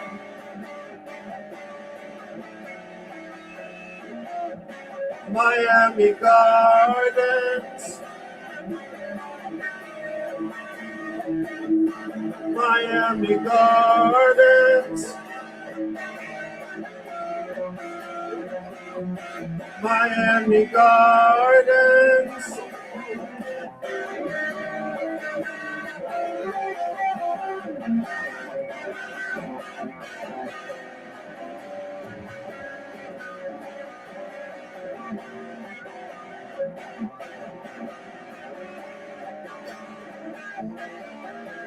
Some other people think they know me, but they don't seem to really know me. I guess I'm the type who realizes and sees, but never been ghetto or nasty or mean. Ghetto people walking around is all I see, but they don't seem to really amazes me. Damn, I may be right or I may be wrong.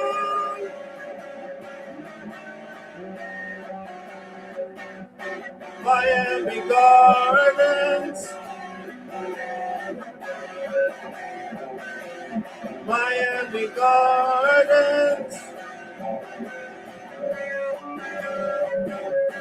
Miami Gardens. Miami Gardens.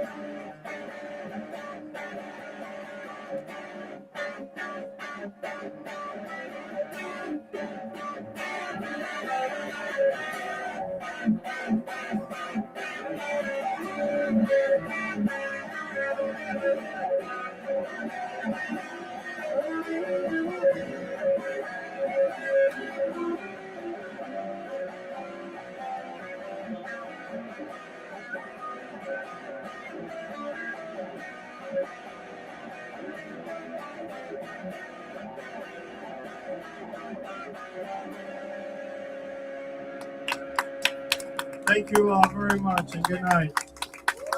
And happy birthday, Marty. What's that? Back and brain? I don't know that one. I don't know that one. But I don't know that one. Hey, give it up for Chachuga. Yeah. And give it up for Miami Gardens. And also give it up for Opalaka and Hialeah, Palmetto Bay. the city of progress. I'll tell you, they put that sign up in 1980, and I haven't seen any progress on the Palmetto since then. Yeah. And give it up for Kendall. Where's Kendall? I'll tell you. Yeah, give it up for Kendall. I'll tell you, I live in Coral Gables. Well, I used to live way, way, way out in West Kendall. Whoa, way, way out. You know what it means when you live way out in West Kendall? I'll tell you what it meant to me. It means I like to edge. Not an edging crowd here either. Yeah, but I'll tell you, those roosters, whoa. Don't get me started. Those fucking roosters out in Kendall. You know, every morning a rooster would wake me up crowing before sunrise. Started crowing before sunrise and woke the fuck up on me. And you know what it means? What I'll tell you, it really surprised me because I didn't know you could get a cock up before dawn. Not a pup tent crowd here either. Yeah, I'll tell you guys, but I don't have any problems in that department. No problems at all. You know why? Because I do drugs. I do drugs. I take Viagra and I take it along with Metamucil 5-laxative. That's right. It works like a charm. You should try it, Rigoberto. But I'll tell you, if any of you come back to my crib and we fuck, you're in for a shock. You know why? Because the shit will hit the fan. That's right. All right, we have another winner coming up here. I'll tell you when you hear him, the shit'll hit the fan. Let's give a warm welcome. What do you call it? Clap it up, clap it up. Clap it up for Joseph Madero. Yeah. I can't hear you. I can't hear you. Clap it up. Make his day. Make his day. Yeah. Make my day. Do it. Make my day. Shout out Miami Gardens. Anyway, I want my cameraman to quit on me like right before the show. Does anybody have a college degree? I got 2 degrees. You got? Could you be my camera person? Thank you. Just hit the square. You just gotta hit the square. Thank you. You want me to hit the Yeah, square? just hit the square and then Here? it'll focus on me. This one? Yeah, that one. Perfect. Perfect. Yeah, guys, I'm kind of a big deal around here. I got a cameraman and shit. Just hired her. She's doing a great job. It's not working. She's absolutely amazing. I am known across Red Lobsters all over the world. I got recognized at a Red Lobster the other day. He's like, "Hey, were you the guy rubbing shit on my car?" I'm like, "Hey, stop." It's blurry. It's blur. You hit the square. I did. You're fired. Are you tricking me? Is this a trick? I thought you had a college degree. I What's do. going on? It's not in It's not in frame. tapping squares. It's not in tapping squares. Hey, she can do it herself. Nobody. I support women in Everybody STEM. can use help. She's got it. You got it? No? Okay, you can have it. No. It's blurry. It's the On square. Pride Day of all days. Also, ironically, Marty was born on Pride Day. You guys didn't see that? Yeah, happy Pride. Is anybody? Yeah, are you celebrating? We all gotta fuck Marty after the show. Man, woman, or child. You gotta.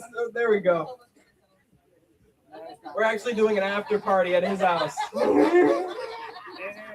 There's a dress code. It's nothing. We got it. We got the camera No, going. it's blurry. No, it's blurry. Give me the camera back. Let me see here.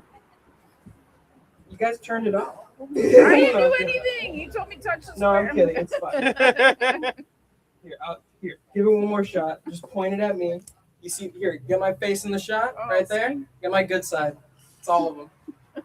Yeah, it's still blurry. It's still blurry. It's still blurry. Is it? Are you pressing the square on me? Yeah. Guys, we'll start the show when we figure this out. Let's. Like literally. No, I'm Christian. Point it at somebody else and see if it works. Does anybody else want to try? Sir, no? Do you have a degree? Okay. Vicky, yeah, give it up for Vicky, everybody. She's gonna be up here later. She's got a law degree. She has a law degree. Vicky does actually have a law degree. Hold up. What's the guy who sold 90 cars? We should make up for that by holding I'm still trying to figure out where he's from. There you go. All you gotta do is press the square. Press the square. He told us that too. There you go, Vicky. You got this. No, On the screen, Vicky.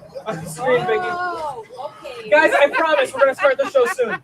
Vicky, it's no, Did it no, focus? this is not part of the show yet. This is not part of the Oh, show. I turned it off. I'm trying. Oh, you turned it off. No, I turned it back on. I turned it back on. But there's nothing. Can we get everybody together in on this to try to work this out as a team, as a unit? It's good. Oh, Marty's family reunion is crazy. it's fine. Did we get it working? Oh, okay, you're fine. It takes a law degree to figure it out. Next time. Camera work is hard. Okay. It takes a village. Village people. Shout out gay people. Hashtag Marty. Let's do it. Okay. All right, we're gonna start the comedy show. Ow. Okay. I got invited to a white party recently, an all-white party. Yeah, I was really nervous, and then I realized it wasn't the all-white party I thought it was because it was being held in a forest. And all-white parties are the only really parties that I've seen so far. I got invited to a few other color parties. They were fun. I got invited to a camo party. It was a little boring. No one showed up. I got invited to an all-red party, and it was a good one. I do this for money. No, I got invited to an all-red party. It was a nice time until I realized it was just Chinese New Year. No, yeah, I do this for money. I get paychecks sometimes. I've heard of this thing. Some people have this thing called "fuck you" money. Have you guys heard of this? No, yeah. It's when you have so much money, if someone asks you to do something, you can tell that person "fuck you," right? That's pretty cool. But it made me immediately realize I have "fuck me" money. Yeah, it's on my bank account. Just like fuck me. And on the news, some people have so much money they have "fuck kid" money, and that's just too much. And actually, I've been trying to work on getting my money up. I've been coming up with business ideas because comedy's going amazing. And maybe you guys want to work these out with me. Sir, I didn't catch your name. What was your name? Phil, I've got some business ideas. You seem like a business classy man, savvy dude. Can I pitch some business based on your comical shirt? Can I fight me? I'm Irish. I wouldn't touch you with a 50-foot pole. I want to promise. But I got some business ideas. Maybe you want to go halvesies on these with me. Maybe you tell me they're a good idea or not. All right, cool. Phil, first business idea. Me and you, we open up a cab service. We open a cab service. You heard of Waymo? Fuck Waymo. We open up a cab service exclusively driven by monkeys. And we call it Driving Me Bananas. What do you think, Phil? Yeah, you have to do that. You can do that for Marty? Just a monkey business. Now, on a business idea number 2. Marty, maybe you want to go have on this one with me. You ready? Your name's Marty, my name's Joe. We open up a pizzeria. We call it Marty and Joe's Pizza. Right? You like it? And then we sell crack. What do you think? He's a little horny. No.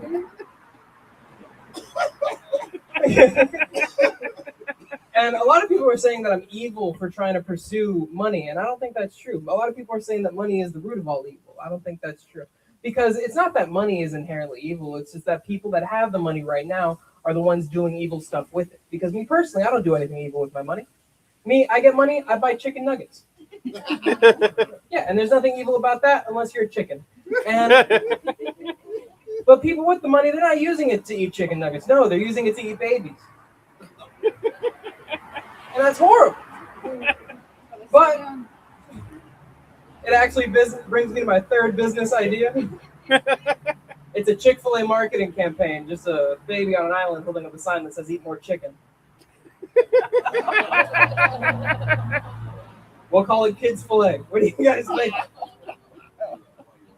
Yeah, I do this for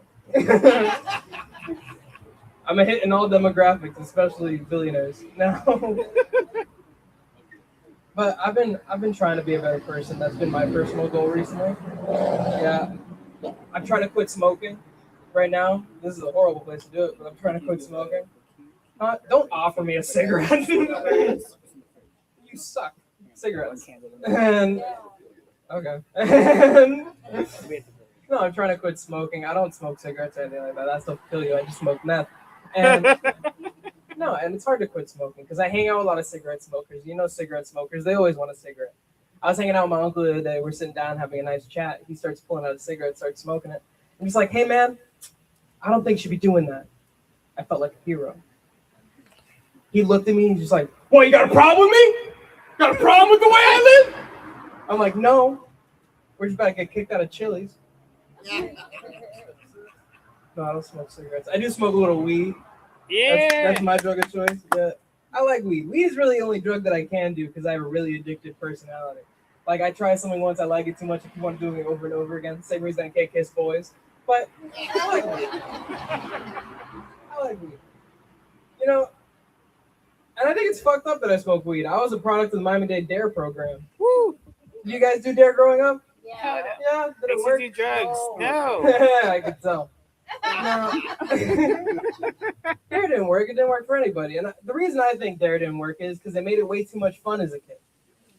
Like, if you remember, a cop would walk in your elementary school classroom, he'd give you all coloring books, which is the most fun thing to do when you're high. He'd give you the drunk goggles. You try walking in a straight line. You think it's a game. He wasn't telling you not to do drugs. He was just showing you the most fun parts about him. And if they really wanted you to stop doing drugs, I feel like they should have run DARE more like the Scared Straight program. Yeah, just have a cop walk into an elementary school classroom with a crackhead on a leash. Jerk him at the kids a little bit, have them snort a crayon. And just like the show, if one kid in the back gets a little too lippy, you just undo the leash. Any teachers in here? Yes? Hell yeah. What do you teach, sir? Big Texas? You're a principal in a middle school, high school, small private school. Do you just teach everything? Middle school. Okay, you are in charge of children's education. That's awesome, man. That's cool. What would you say would be the hardest part about being a principal at a middle school, high school / elementary school?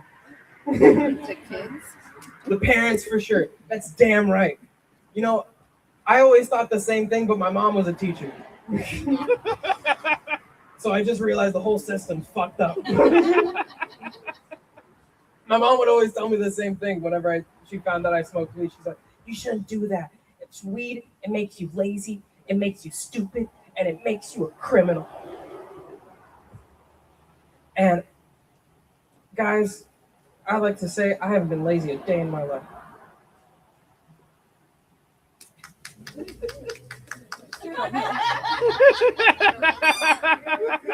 I stole that joke because I'm lazy and stupid. Is everybody from here? Is everybody from around the area? Yeah. More or less.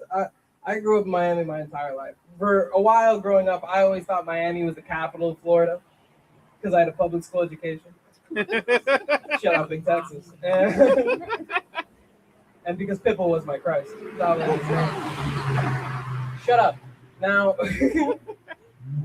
and I thought it was fucked up that Miami was the capital of Florida, so I decided to do some research. And if you look it up, you can find out that Miami, although it has the highest population out of any city in Florida, the only reason it's not the capital is because it has the least amount of citizens. Yeah, it turns out like 5 people actually live here. Yeah, and the rest are going home soon. So, but I love Florida. I love where I'm from. A lot of other states, they look down on us. They look down on Florida because we're fun. We do drugs. Don't yawn. Fuck you. Fight me. I'm Cuban. I don't know if you guys could tell. I got nervous. I got real nervous. You're a lot bigger than I am. So. No Cuban, actually. 100% Cuban. 100% Cuban on my mom's side, 100% Cuban on my dad's side, which makes me inbred. No, a lot of other states look down on Florida. They look down on us. We're fun. We do drugs in the daytime when we talk about it. I think that's fucked up. Like, is anybody here from Michigan? Anybody been to Michigan? No? Yes? No? Fuck Michigan. Fuck Michigan so much. You know what the coolest thing about Michigan is? Other than this guy getting... Is it that distracting? I hope he gets home safe too, okay? You know what the coolest thing is about Michigan? It's that it's shaped like a hand. And people in Michigan can tell you where they're from on their hand. Have you heard of this? No? Yeah? Because it's retarded. Or I live on the thumb. Shove it up your ass. I don't care where you're from Michigan. If you're really smart, you know you can do the same thing if you're from Florida. Yeah, your dick's just got to be long enough. That's why I love telling women I'm from Homestead. It's more like Orlando. And one day, if I'm lucky enough, I'll meet a beautiful woman from Michigan. She'll show me where she lives. I'll show her where I live. And then we'll finally get to the keys. That was a cum joke. You guys are great. Don't worry, I'll do more. I feel like I don't understand a lot of common phrasing. There's a lot of things that people say, people use in everyday conversation that I don't just completely get. Like, I was meeting a friend of mine's friend the other day. You ever do that? You ever had that awkward interaction where you meet a friend of yours, and now you have to like them, but in reality you hate them, and it's a whole thing? I did that the other day, and I'm meeting my friend. He comes up to me and he's like, hey, get a load of this guy. Apparently the right response isn't to show up with cups. 3 more and we'll get Marty to finish. I got one more. I learned something new today. I went to the bank trying to make a deposit. They actually stopped me for making my deposit. Yeah, apparently you can't drop off sperm at Wells Fargo.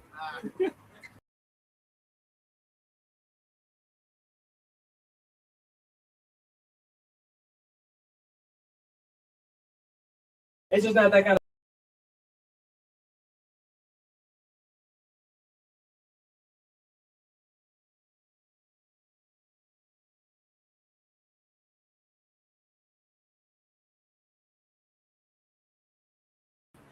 Marty, how much time do I got left? I feel like I've been doing 3 hours. I did in the beginning. You were setting up. Oh, I'll do 6 more hours. It's fine.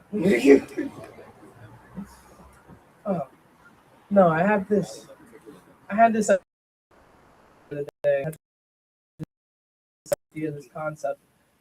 Have you guys heard of this thing where apparently when you come to someone's house for the first time, them a gift, like a housewarming present, usually it's nice, you bring a succulent, you bring like a picture of their family, something nice, something charming. I brought a dildo to my friend's house. You like it, right?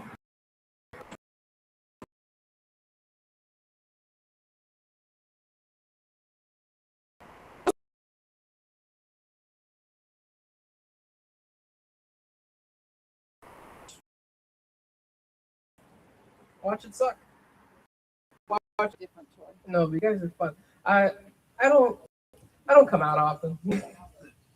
Mostly because I'm not gay, but I don't come out often. All right, you caught me. I'm gay. No, I'm single. I've been single for a little bit now. I think it's hard being a single dude in Miami. I was asking another dude for advice the other day at a club. I'm like, hey man, how do you approach women? He just came up to me and said, fast. And I don't think that's how you do it. No, I'm single. It's hard. I feel like all I'm doing right now is hanging out with my other single dude friends. And at this point, I'm hanging out with my homies so often, I'm taking these dudes on little dates. Sometimes he'll pay for me, I'll pay for him. Like, we're walking back to the car. I walk a little fast. I felt our knees touch. I felt safe.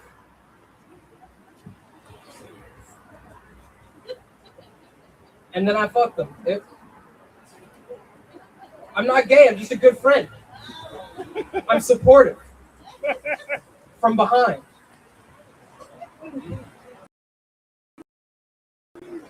I heard a cigarette was killed me. Dog.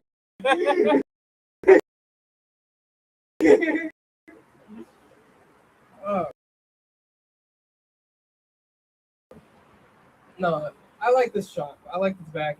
Yeah, and it's like a family of crackheads. Like, sir, what was your name, man?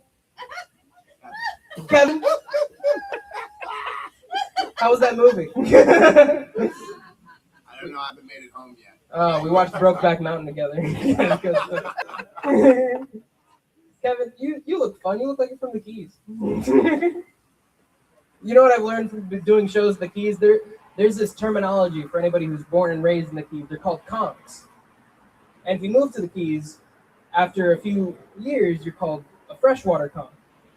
And if you move to the Keys after the age of 35, you're called a swinger. But I do comedy. And I do great, as you guys can tell. I do it all over the place. This is a good one. You guys are gonna like this. I got to meet white people for the first time last year, the other day. Yeah, it was fun. Growing up, I always wanted to meet real white people. Growing up in Miami, I feel like I didn't get the chance to meet real white people. You guys are liars. You're liars. If you're white and you were born in Miami or you moved to Miami and you lived here for more than 15 years, you're honorary Cuban. Because you're just loud and annoying. And I got to leave the state and meet white people for the first time. For a while growing up, I didn't believe in white people. Because everyone around me was just Hispanic. I got the first time to leave the state when I was in high school going on a class trip. Did you like me already? Thank God. And I'll finish this bad joke and we'll move forward.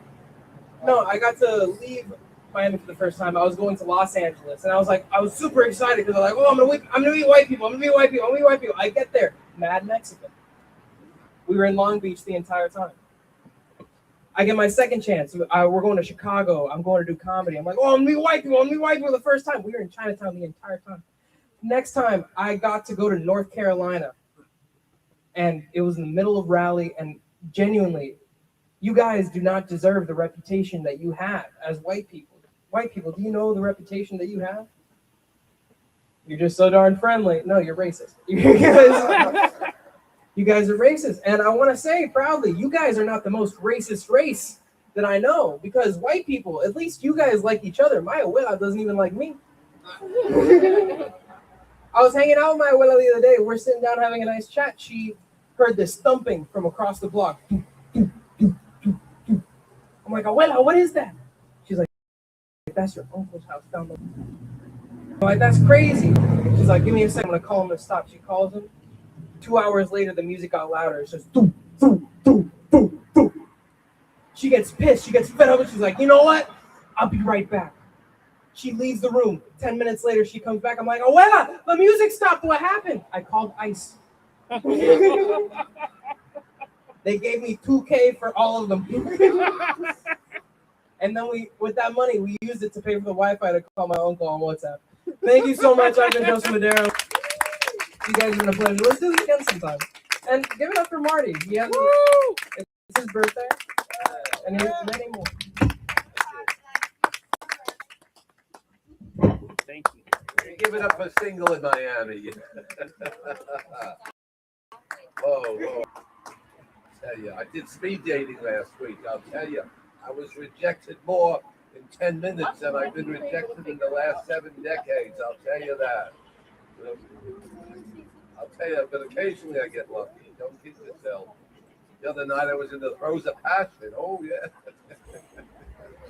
He said to me, Marty, tell me, am I the first guy you ever made love to? And I looked him dead in the face. I said, you know, you look kind of familiar. Then he said, can I ask you something? I said, sure. He said, do you smoke after sex? I said, to tell you the truth, I never looked. But I'm glad, I'll tell you guys, I'm glad nobody here fucked with me tonight, because, you know, a button and one Miami-Dade here in 3 to 4. Right. The other day, a woman come walking around with, yeah, not an air freshener crowd here. Yeah. Fuck fresh linen, April showers, and Hialeah in the morning. Well, the next comic, you're in for a real treat. Funny, unique, genuine, and unfortunately female. Give it up for Cammy, yeah.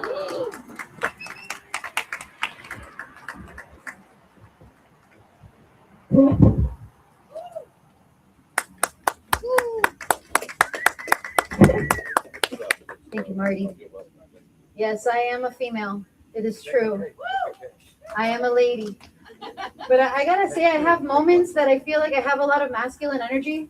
I have people call me bro. Sometimes I get people call me sir. They're like, I'm so sorry. I'm like, no, it's all right, son. You're fine. It's funny, Mr. Irish over here, we fist bumped it earlier, and he said that I gave a lot of punch. And I'm like, nice. You might not know this about me, but I got guns. Yeah. I got guns right here.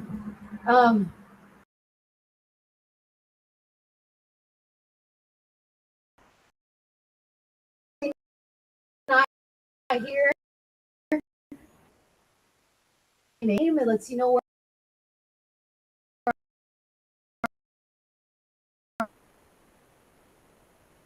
No more questions, but like, yeah, I'm Cammy from Miami, and people are like, okay, where are you?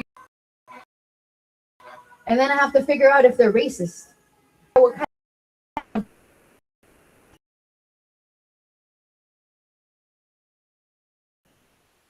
Americans can't say, they say camel.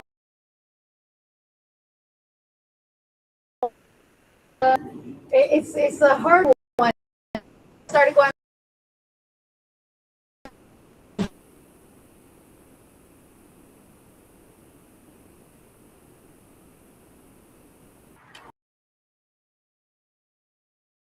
The pinto bean. There is a Ford Pinto.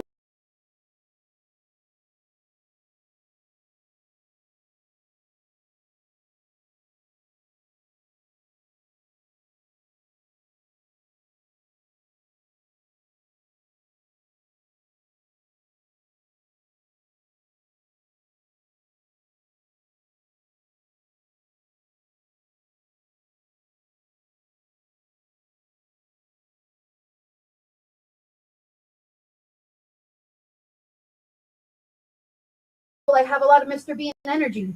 And everybody started laughing. I didn't even get to the joke, and I'm just like, okay, it must be very strong today. I'm relatively new to doing this semi-professionally, which is like signing up and trying to actually make jokes. I've been over 20. Thank you very much. And I'm getting there. I'm there. And I get random people yelling things at me sometimes, and I love it. Sometimes people are like, Cammy, you suck. And I'm like, what I do in my own time is my own business. Why are you going to put me out there like that? Like, no, thank you. I like wordplay a lot. It's one of the things I do. So it's like one of the things I like to say is that like I cut corners. I feel like my whole life I've just been cutting corners. I'm really good at that. And now I've become very well-rounded.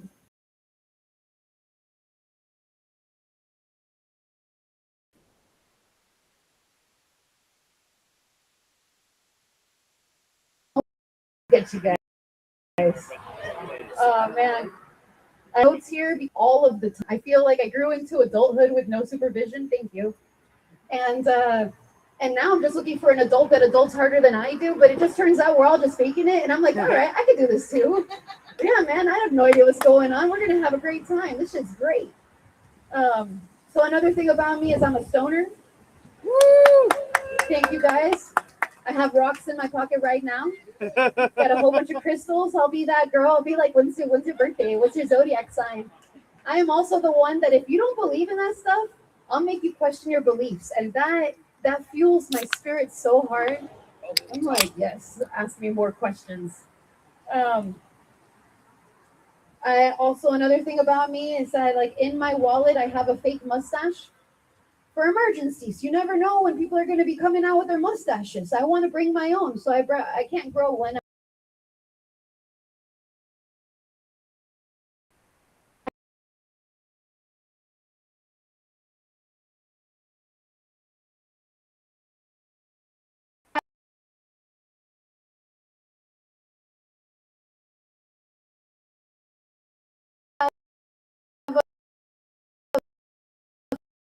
Fake mustache.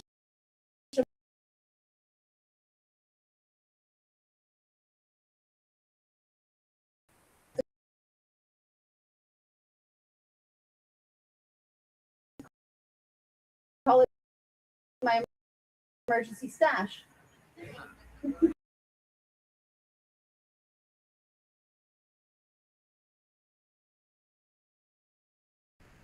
I was like a left expert, but now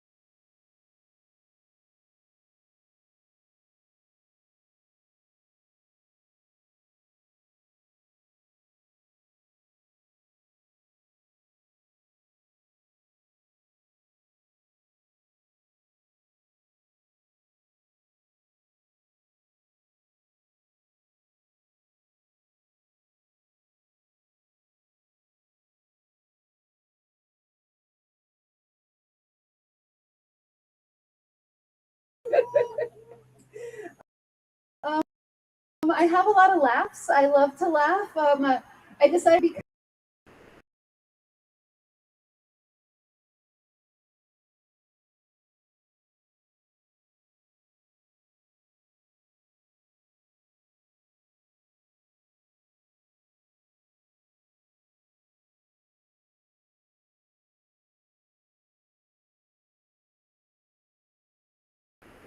because I laugh really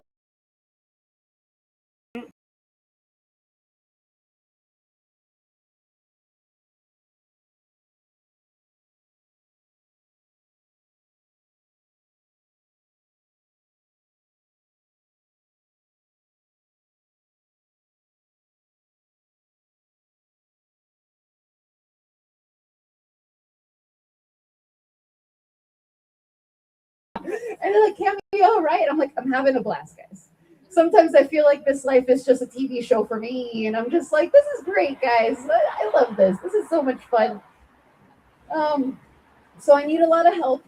I've been studying like humans my whole life, just people in general, because I'm definitely like neurodivergent. I'm under the umbrella because I'm dyslexic, and I study people because I love people and I love interacting with them. And I have this one experience when I was like 10 years old. I was in 5th grade and I'm sitting on my table and I got this guy from Jamaica and this guy from Haiti, and we're like Caribbean and stuff and some Puerto Ricans. And this one guy says that you are either black or you're white, and that's the only thing that exists. And I'm like, nobody ever told me that before. Okay, so I go home and I have a lot of cousins, and all of my cousins came out very like Spaniard looking, like very pale. And I used to go to the beach more often, and I was darker. And I remember just being like, I must be black. Nobody ever told me before. My parents barely tell me anything. So another reason why I'm here is because I am an addict. I am addicted to microphones. You know, getting my thrills in was getting on a motorcycle and just going around and just fucking off. And now my thrill is just talking to strangers and seeing like how that feels. A few people ago, like 10 minutes ago, someone told me I was next, and I'm like, all right, but then I wasn't next. And I'm like, it's kind of fucked up how fast my heart is racing right now, and I'm not even next. Since I've been here, it's fun to hear what people say about me. Someone said I was like the spokesman for ADHD. All right. I had one guy say that I was like an OnlyFans model, and I'm like, he thinks I'm cute. Nice. No, that's not me. But the other day, I was at Taurus, and I was doing this, and someone described my set as if the spirit of Jerry Seinfeld. Jerry Seinfeld. You know Jerry Springer. This is how fast the brain works, guys. There's just a little example of how fast we could get off tracks. But that I was told that I have the spirit of Jerry Seinfeld trapped into an art teacher's body. And I'm like, I can see that. And every once in a while I meet people and they're just kind of like, oh, where are you from? And I'm like, I'm from Kendall, which is true. I grew up in Kendall. I went to Varela. Yeah, and then I met these guys, and they're like, "Oh, you're from Varela? I bet you're just like those other girls." I'm like, "No, I'm not." And he's like, "Yeah, you are." And I'm like, "I'm not." And he's like, "Prove it." And I'm like, "All right." And he's like, "Damn, you might not be like those other girls." Like, I'm really not. So, like, one for the camera. I like to call it my pit beard because, I can't grow a beard, all right? I used to have 7 hairs, now there's 20, and I have to just pluck them out, but I can't grow a beard, so I have a pit beard. And it's really funny. Sometimes the train leaves the station and I'm not on it, and I'm like, what were you going to say, Cam? So people think that me and my pit beard is making a feminist statement. And that is true. I am a feminist. I'm a firm believer of like femininity, but I'm also a firm believer of masculinity. I'm a firm believer of doing whatever the fuck you want. Like, come on, let people just do whatever they want. But my biggest statement is that I don't give a fuck and that I'm low maintenance. This is extremely low maintenance, and I very much enjoy low maintenance. So, like, if you can't handle me and my low maintenance, then it's not going to work out. That's it. And I'm like, okay, I'm tired. I'm going to just stay to myself for a moment and not focus on anything. And then, but now I get a type.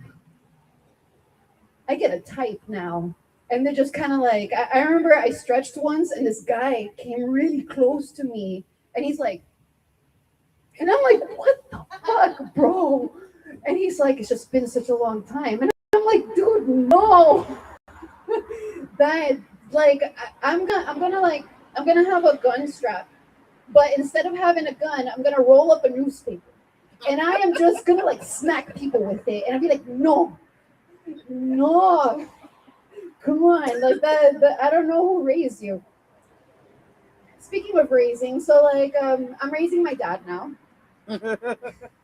I love my dad to death, and like if he never grows, I'm really proud of the man he is. But like I've gotten to the point where I can really communicate, and he's like, not everything matters, and I'm just like, where the fuck was this energy when I was growing up? What the fuck? So I have the ADHD brain, so I'm just gonna keep going until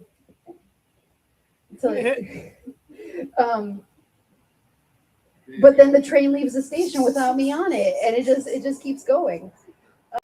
People say I'm better in person, and I guess this also counts. I am in person right now, so like I live in Alaska.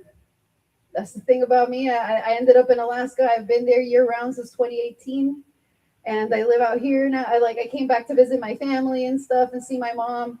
And people ask me, where do you live in Alaska? I'm like, okay, I'm very far from civilization. They're like, how far? And I'm like, I am 2 hours south of Taco Bell, or about 5 hours north of Taco Bell. And yeah, I'm using Taco Bell as a reference, but I'm an American and we refuse to use the metric system. Okay, and I'm going to end it there. I'm Cami from Miami. Thank you guys for your time. Give it up for Marty and his birthday. Woo! And give it up for Cher. Thank you so much. That was great. Yeah. Looks like some of you don't believe in life after love. Yeah. I don't really think you're strong enough there. What a crowd. What a crowd. And then she talked a lot about magic. Whoa. What about magic? Did you see in the news where the cost of buying magic tricks is so inflated that a lot of magicians are actually disappearing from the scene? Yeah. And the price of I wish some of you would disappear from the fucking scene. I'll tell you that. This is like an escape room. I can't wait to get the fuck out of here. And the price of eggs. Whoa. The price of eggs is so high that people are scrambling for alternatives. And the price of chairs. Whoa. The price of chairs is so high. People won't take it sitting down. Yeah.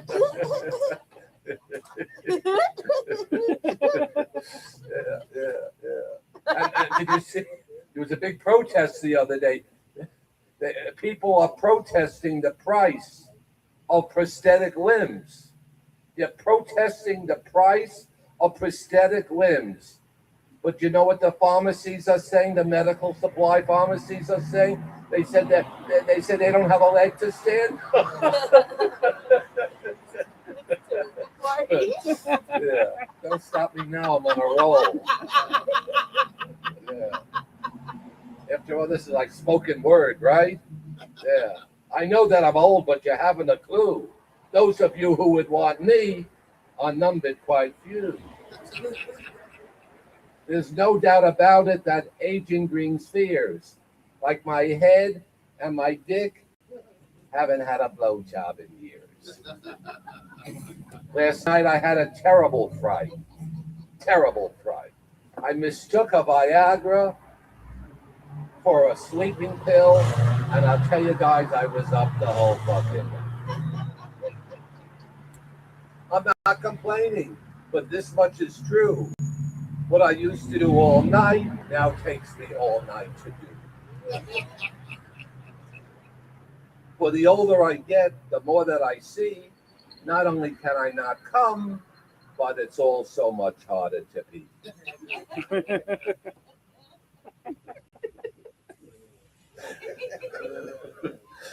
I'll conclude by saying, though I'm not in my prime, thanks to Viagra and Metamucil, I can come and go at the same time.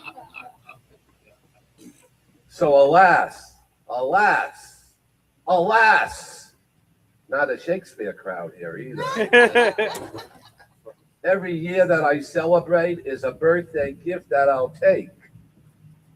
But you know that you're old when the candles cost more than the cake. Fuck Dollar Tree. All right, we got another winning comment, another great comment coming. And please hang around for some refreshments after, please. Yeah. I got plenty of cake here, little birthday cakes. It's snack friendly size, like my dick. Snack friendly. Okay, Mr. Philip Whitfall. Yeah, yeah. Hold on, I'm not ready. I gotta. Oh, you want? All right, you'll be right back, right? Yeah. Vicky, you're gonna go up. Come on, yeah, Vicky, come on, Tara. I'll tell you. Give her. I'll tell you, we love you, Vicky. We love you. Yeah. Oh, give it up for Marty. Happy birthday, Marty. Oh, careful. Don't trip. That's the last thing we need for Marty to trip on his birthday. Marty's like my favorite uncle. He's the only one that's never wanted to touch me. Just kidding. That's a factor. No, we're actually birthday twins. Not twins per se, but my birthday's coming up. Yeah, thank you. But every year I do this thing of like self-reflection. I spend a whole day cleaning out my apartment, like figuring out all the clothes that needs to go, cleaning top to bottom, everything. It's a total reset. And I was supposed to be doing There's that apparently today, supposedly one person on but YouTube, but I doubt it. Oh, on I didn't. Facebook. I Oh yeah, it's me. slept. I It went was me, to but I the just gym turned it and I off. Oh, So that's okay. and I tanned, and then I it's on YouTube. I was late as fuck. YouTube. I don't know. YouTube It's forever. terrible. Facebook kills it in like 30 days. I'm turning 38, and I'm just now Marty, I'll send you the link. exploring my diagnosis as neurodivergent, which is its own experience, right? Because when I tell people that, the people that know me, they're like, "We thought you knew." No lie. One of my friends, I've known him since college, and that's what he told me. He's like, "I thought you knew." No, I didn't know that. I had no idea. And so when I tell my parents, they are adamant. They're like, "There's nothing wrong with you," and I agree. There's nothing wrong with me, but I am playing like a different game. The programming is a little different, and my mom insists that that I'm not. Meanwhile, she's dusting her collection of knickknacks and plates, and my dad is yelling about changed plans and pacing around the house. It's all diversion and thing. Um, no, it is fun growing older. I'm sure we all know, right? There's nobody in their 20s, right? We're all like 30 or so. Is there any 20-year-olds? Okay. But you all remember what it was like listening to the radio station? Yeah, like the same song would be on the same station, and like all the different stations, and you couldn't escape it because back then there was only limited. There was a tape player.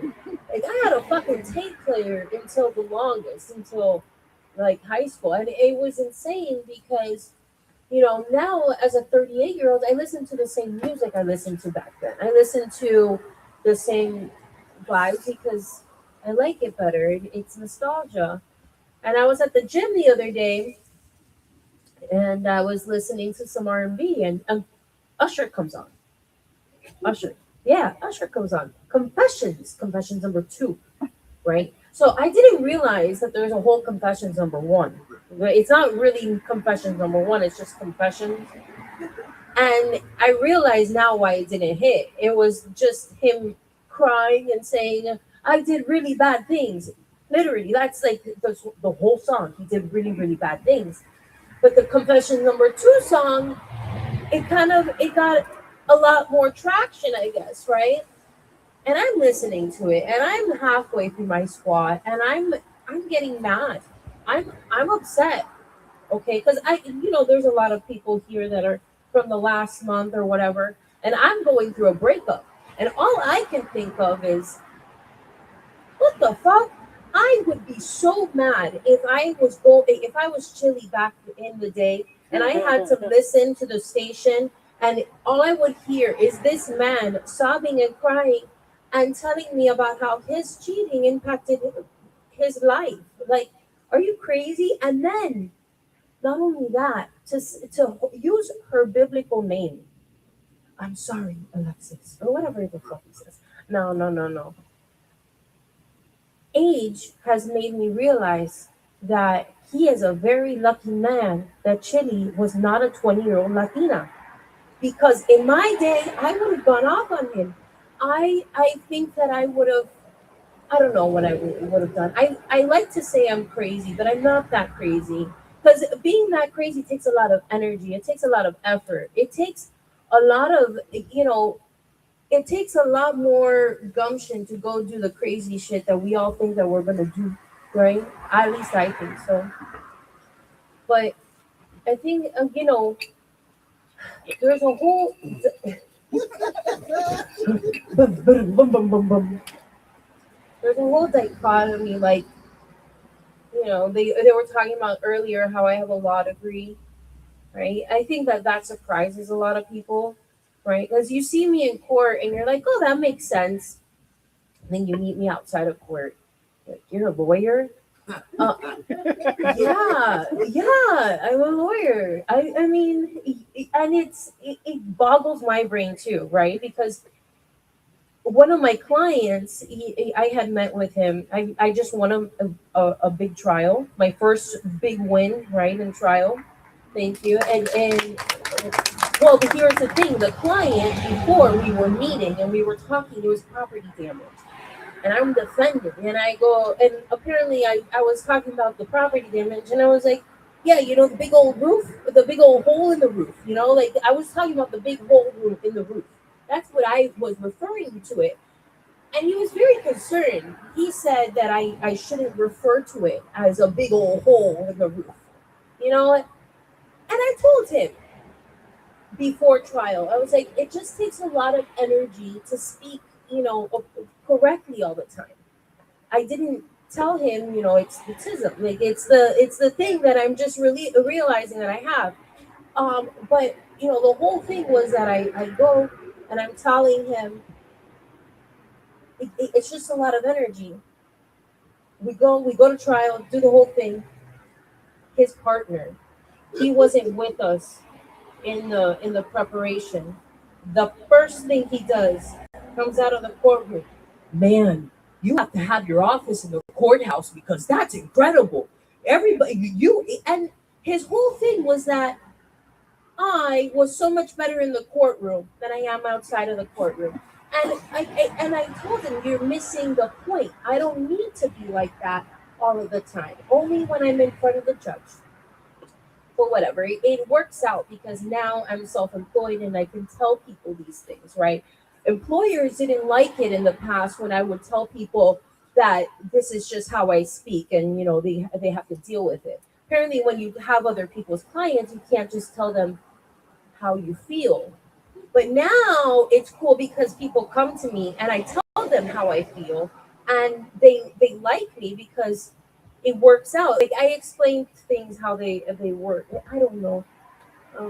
I also think so. One of the other things that surprises people is when I tell them my Miami stories. Right? We're all Miamians, right? Miami is one of those places where you have an interesting way of growing up. Like I grew up going to private school, but I also used to date drug dealers, you know? And it shocks people when I tell people about the times that I've been held at gunpoint, right? They have one and two reactions. They're like, that makes sense, or times, like multiple.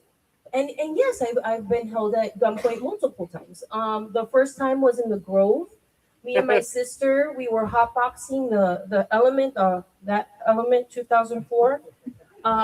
In the Grove, we were hotboxing the hotbox, and she decided to hit, like, cut somebody off, right over in the Grand Avenue area.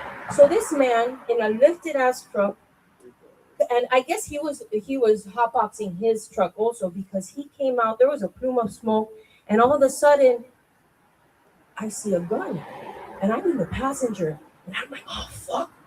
Oh, and my sister, 16 years old, she turns in and she goes, what the fuck are you gonna do? Shoot me? Oh my God. To this day, she says that she saved us. And low key, she did. All right, whatever. The second time I was held at gunpoint, it was 3 a.m. I was doing laundry. I used to live with my parents, as one does in college.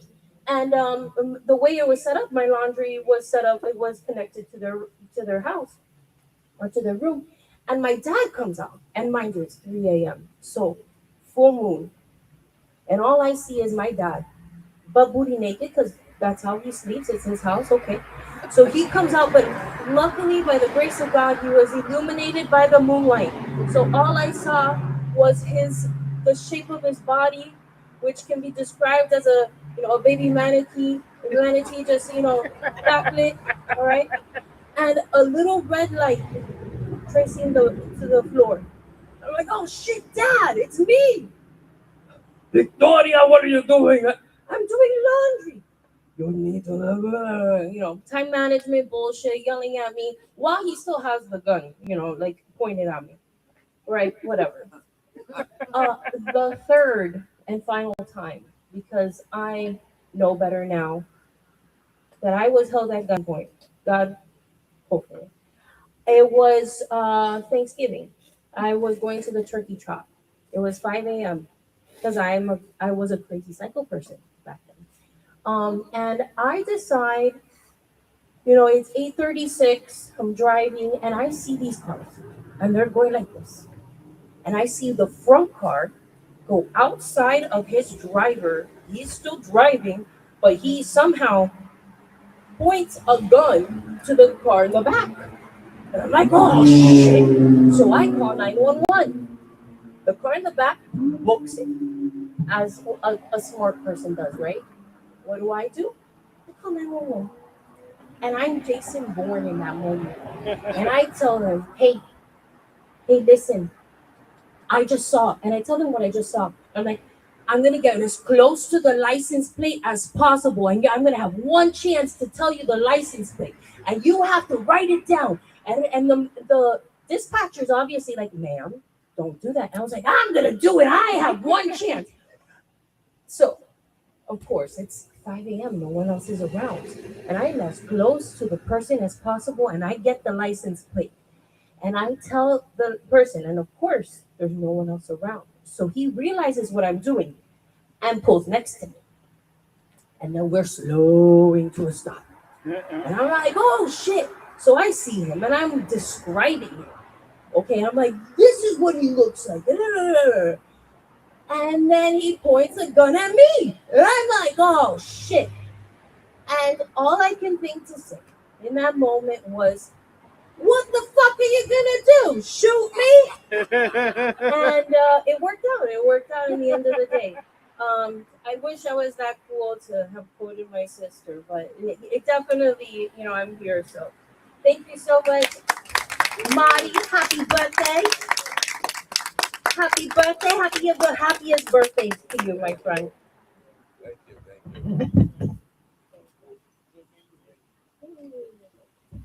Hey, give it up for Cleopatra. The Queen of the Nile. Yeah, she started doing stand-up back in Mesopotamia. Yeah, not an ancient civilization crowd here. Yeah, I'm so old I remember when they invented a wheel. Oh, yeah.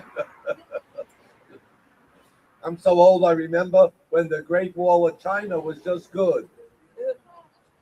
And the Dead Sea was still alive. And I'll tell you, and New York was not New York. Oh, I remember when it was called New Amsterdam. It was great. And the Wall Street actually had a fucking wall to keep out the Indians. And the Hudson River, we didn't know where the fuck it went. And nobody cared. And the mayor, Peter Stuyvesant, he had a wooden leg. He had a wooden leg. No prosthetics. Yeah. That's what we comics call a callback.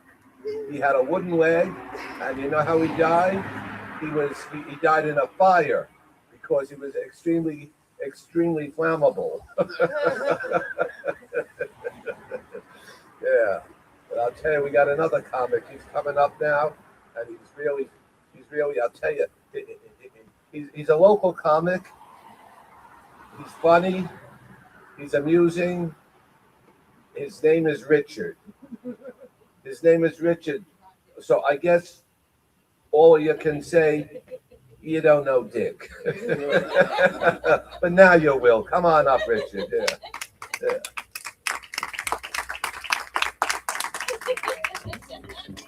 You don't know Dick. Oh shit. Shit. Okay, good. What's up, everybody? Let's give a nice shout out to Marty bringing us all out for his birthday. All he wanted for his birthday was a couple good people and a couple laughs. Let's go. Yeah. I don't know if you know this, but I was actually Marty's caretaker, and I fucked up 3 years ago. Marty's been dead for 3 years. There's actually a drone up there, and he's propped up on strings like a fucking puppet. Yeah, that's the joke I decided to open with, ladies and gentlemen. If you do not know, I'm really fucking new at this. Right over there, my friend Cammy, she's the one who made me go to open mics and everything like that. Yeah, give a shout out to Cammy. Good set, good set. She's fucking hilarious. Imagine knowing her for 20 years, bro. Ups and downs, left and right. Everything's well rounded. Am I right? You're not fucking Irish. No, I'm kidding you. Yeah, I'm sorry. I don't know what question. But Cammy gave me some good advice as a starting comic. It was write down everything, so you could follow through it. And unfortunately, about me is that I never go through anything that I've ever written down. That's why I still have my suicide note in my bathroom. Yeah. Hey, I'm still new at this. Sorry, Negan. Has anyone watched Walking Dead? That man looks like Negan on vacation. Like, guy's on vacation. He's been bugging me the whole time. And then you have the two Muppets, the two old guys, on the stands. They're just in the background. Like, oh, that joke was hilarious. Oh. But I digress. This whole trend where everyone's neurodivergent. Oh, I'm autistic. Oh, I'm what's the other one? Autistic. I have Asperger's. I just say straight up, I'm just a fucking idiot. You know what I mean? I've done a lot of dumb things. To be old and wise, you gotta be young and reckless. Am I right? Yeah. Yeah, Kevin, you can't say anything. You're only 27. Holy shit! Callback. Anyways, right now I already made fun of Marty. Okay. Yeah, that's what Marty's poop looks like after a day in Miami Beach. No, I didn't fucking say that joke, but I just said it now. What else do I got? Dad's Parkinson's. Okay, I got this one right here. So my dad has Parkinson's. I don't know if spoiler alert, but my dad has Parkinson's. And what I like to do is that before, it's a family gathering, when my little cousin be like, oh, can I get some soda? I'm like, yeah, sure. I'll ask my dad to grab the soda. So he grabs it, fucking shakes it up for fucking 5 minutes. And then he gives it to me. He's like, here you go, little Juan. I'm just kidding. I don't have a cousin named Juan. Actually, I do, but he's older than all of us. And he's older than us, but he's a lot shorter than us. But anyways, back to my notes. We got, scribble. Oh, so I recently went to Universal and everything like that. This fucking thing needs to go fucking straight. Anyways, I went to Universal. I don't know if you've been to Disney and then to Universal, but it's a huge fucking difference. Everyone in Disney is all in character. They're like, hi, I'm fucking Mickey Mouse and blah, blah, blah. Oh boy. You go to Universal, I saw a wizard fucking shank somebody and not give a fuck. And they were really smoking a tobacco pipe and shit. They do not give a fuck at all. The people are like, hey, go through the lines. And they're like, oh, but I'm sick. I need to go in front of the line. They're like, fuck you, little Billy. Just, Anyways, it's very awkward talking to Oprah Winfrey's clitoris. Holy shit. Fucking weird. What else do I got here? I don't even understand what the fuck. I said the neurodivergent. Oh, N-word. Okay, yeah. No, that was gonna be my closer. What else? What else do I got? Oh, so this is a little embarrassing. I used to fuck a lot, I know it's hard to believe since I got these fucking tits. I changed my mind after a sex transplant. I'm like, whoa, fucking lower pay. Don't want that. I was, fuck, what was I saying? I didn't think I was gonna get a laugh at that one. Fuck. Cammy, call back. What was I talking about? Oh, I was being a fuckboy. Yes, I was a fuckboy. You know, I was good at it too, you know, and I'm also very competitive. I like to keep stats and everything. I like to claim myself as the pull-out champion. You know, I got like 700 wins, 0 losses, but 2 draws. Thank you guys understood that was an abortion joke. Give it up for my lovely wife in the back. She has a great sense of humor. She's Slavic as fuck. She's from the great country of Russia. I love her dearly. You know, one of the great things about being with somebody that is like super smart, but like English is not their first language. You know, in Russian, very articulated. But in English, she's at my level. She's speaking fucking caveman, fucking simple words. She's just, you know, still working on that joke. Remember, guys, I'm still new at this. But yeah, come on, I need a funny car to pass by. I need something. Fuck, bro. No, oh, my wife said a funny when the ambulance came. She's like, "Oh, fucking Marty hit the life alert." I was like, "You need to do 5 minutes over here. You know, open up for me." Look at her. She finally smiled. I love it.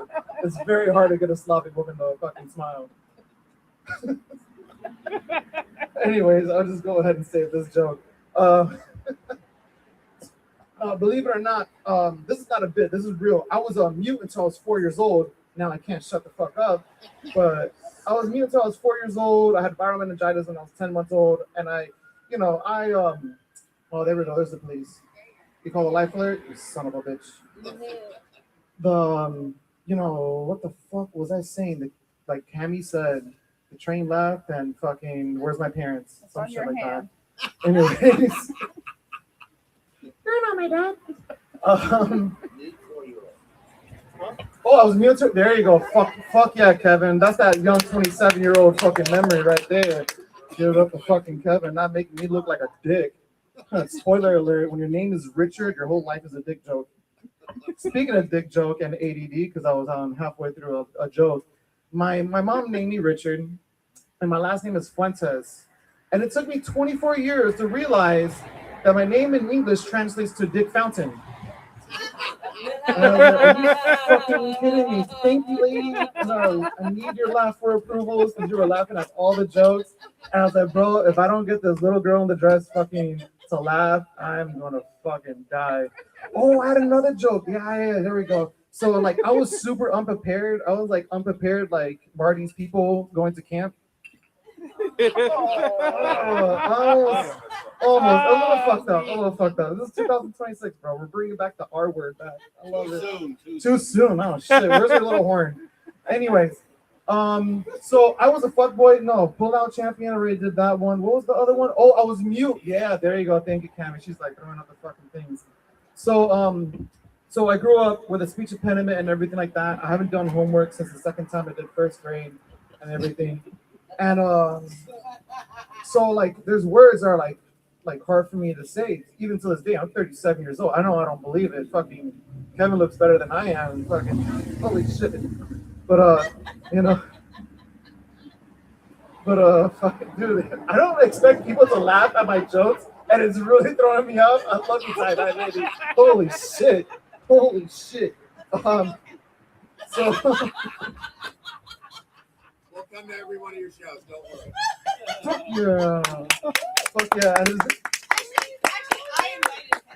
Fuck yeah, Kevin, you're riding with me until I die. And then my wife just fucking with the fucking black cape over her and shit like that. Good. Make them laugh, Richard.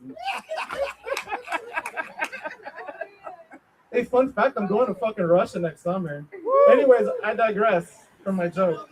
This is actually one of my witty jokes. Well, I only wrote like 3 jokes. Everything else is just fucking crowd work and awkwardness. So, you like that, Oprah? Anyways, so fucking So there's certain words that I can't say, and like the certain word of a certain word I can't fucking say is the certain word like specific, yes, that word. And I also can't say an N word. It's not what you think. It's Neanderthal. Yeah. Neanderthal. Yes, that word. Yeah. Shit, let me tell you, I thought that was gonna be my big joke at the end, and that was I was gonna start making fun of this microphone for the next fucking 5 minutes. How much time I got left, birthday boy? 45 seconds. Fuck yeah. Let's see. What else do I have? Kevin, what do you do for work? You look like a construction type, or you work on a boat. Yeah, you're both of them. You built boats. Oh man, my Cuban people must fucking love you, bro. He does construction and boats. So he gets the laborers to help him build stuff, and then he builds them a boat to be like, go back to your company. Something like that. Yeah, I was really hoping for those two old dudes to fucking chill out, because I really like wanted their critiques and everything. They're literally like the Muppets, but like, oh, that guy with the fucking guitar. No, not you. You did great. You did great. Yeah, I saw the guy playing Magic in there. The guy started playing guitar, and he immediately put on his headset. Fuck. That's not a joke. That's real shit. But anyways, that's my time. You guys been a wonderful crowd. Thank you so much, guys. Good stuff. Yeah. Give it up for his wife. Yeah. Yeah. I guess he surprised you how funny he is. Yeah, I guess you can say you didn't know, Dick. Enough dick jokes. Yeah.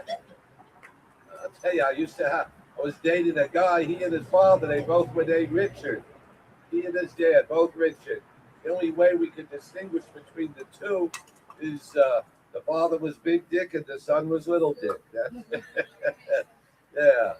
But you know, I finally found out how you get Dick from Richard. You know how you get Dick from Richard? Yeah. You take him to Olive Garden. That's right. Yeah. Works like a charm. But there's a lot with a lot. But the next comic, the last but not the least, real funny local comic, and you're in for a treat. Give it up for Mr. Wigfall. Yeah.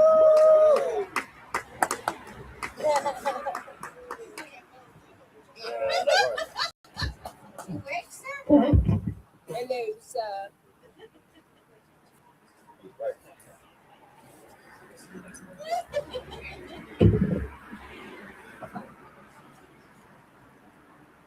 Man, fuck this. Good night. I'm out of here.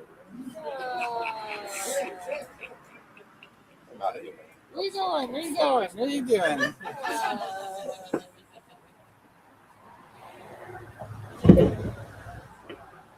Yo, it's been a unique night. That's all I can tell you. Give it up for everybody who entertained your asses, including the guitar players.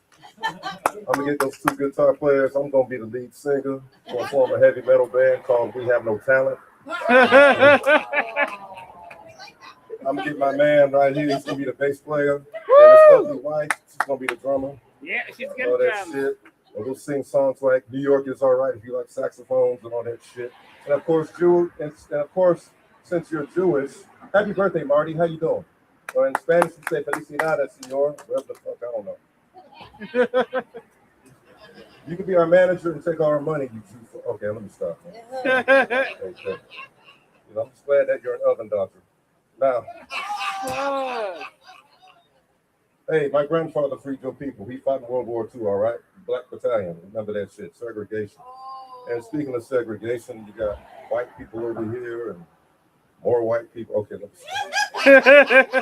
You had two black women sitting up here in the front. I'm surprised. They got up and left. And the little Chinese girl, I guess that's your girlfriend. I don't know. I ain't fucking with you, dog. Let me tell you right now, I don't know why everybody's so scared. Look, I'm a nice dude, man. Okay, I'm just a little crazy. I'm a little awkward myself. Okay, I'm a U.S. Army veteran. Relax. Okay, all right. Thank you. Okay. Shut up. Besides, I was on the front lines anyway. If I died in combat, it'd be one less Negro for you to worry about. Hell out of here. I'm just kidding. No, but for real, oh, you leaving? Peace out.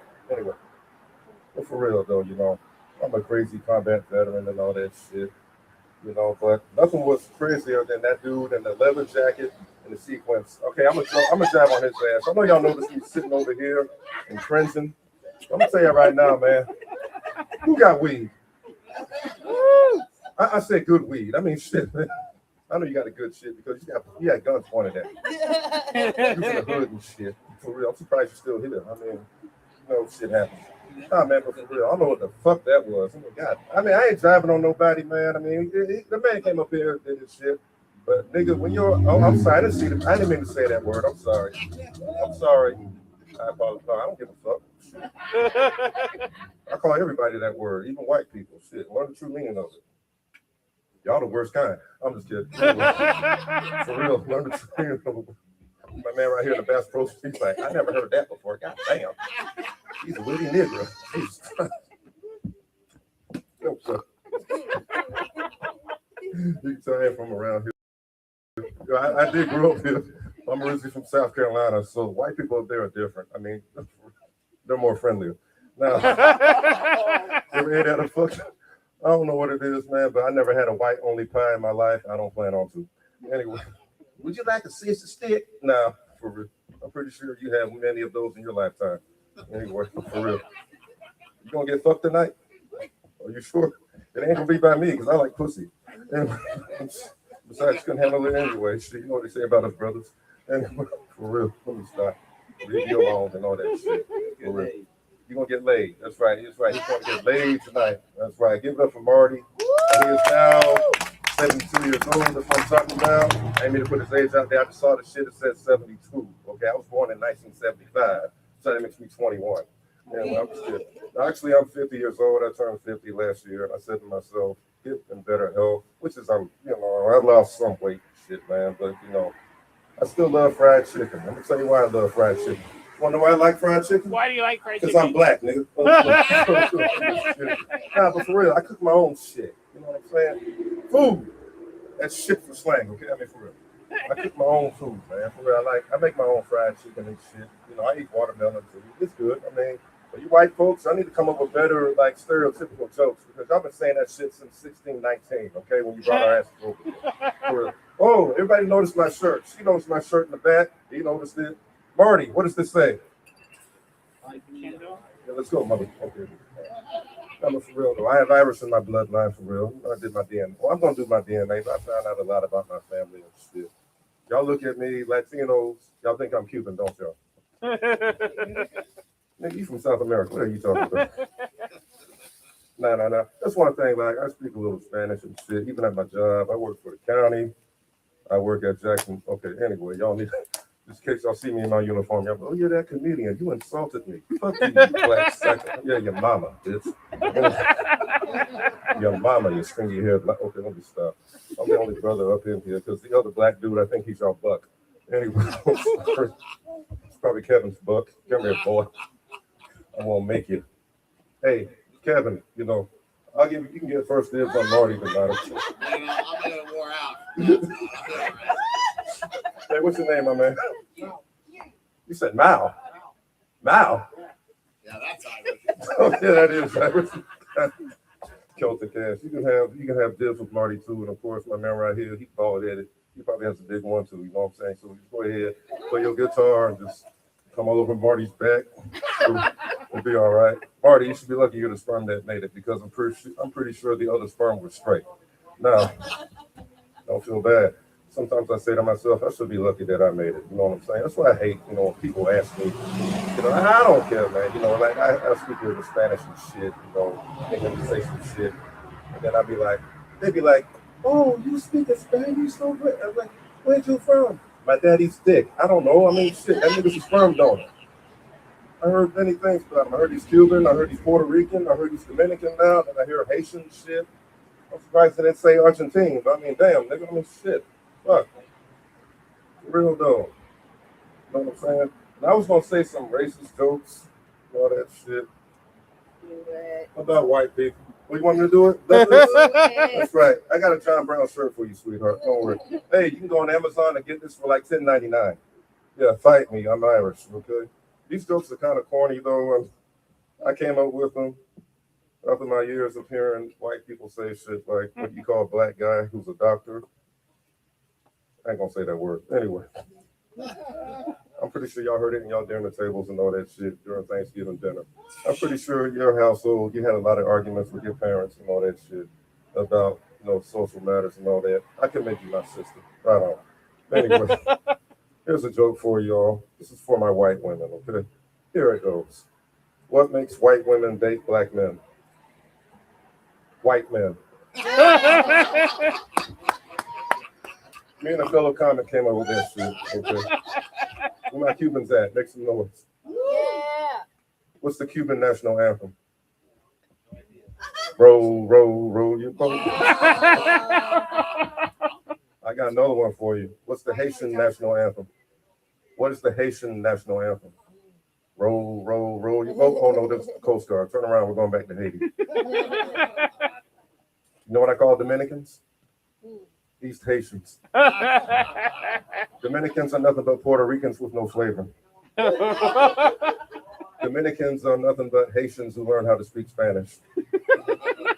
I ain't no black, I'm Dominican. Yeah, go to one of them sundown towns with that bullshit. Yeah, my man, shit, I'll tell you, shit. Yeah, I've been through a few of those. Think I give a fuck? I was like, hey, where the white women at? All right, here's another one. This is for you white guys. It might be corny, okay, but I was watching Full Metal Jacket the other day. It's going to offset the one that was said in that movie. How do you stop 10 white guys from raping a black chick? You throw them a volleyball.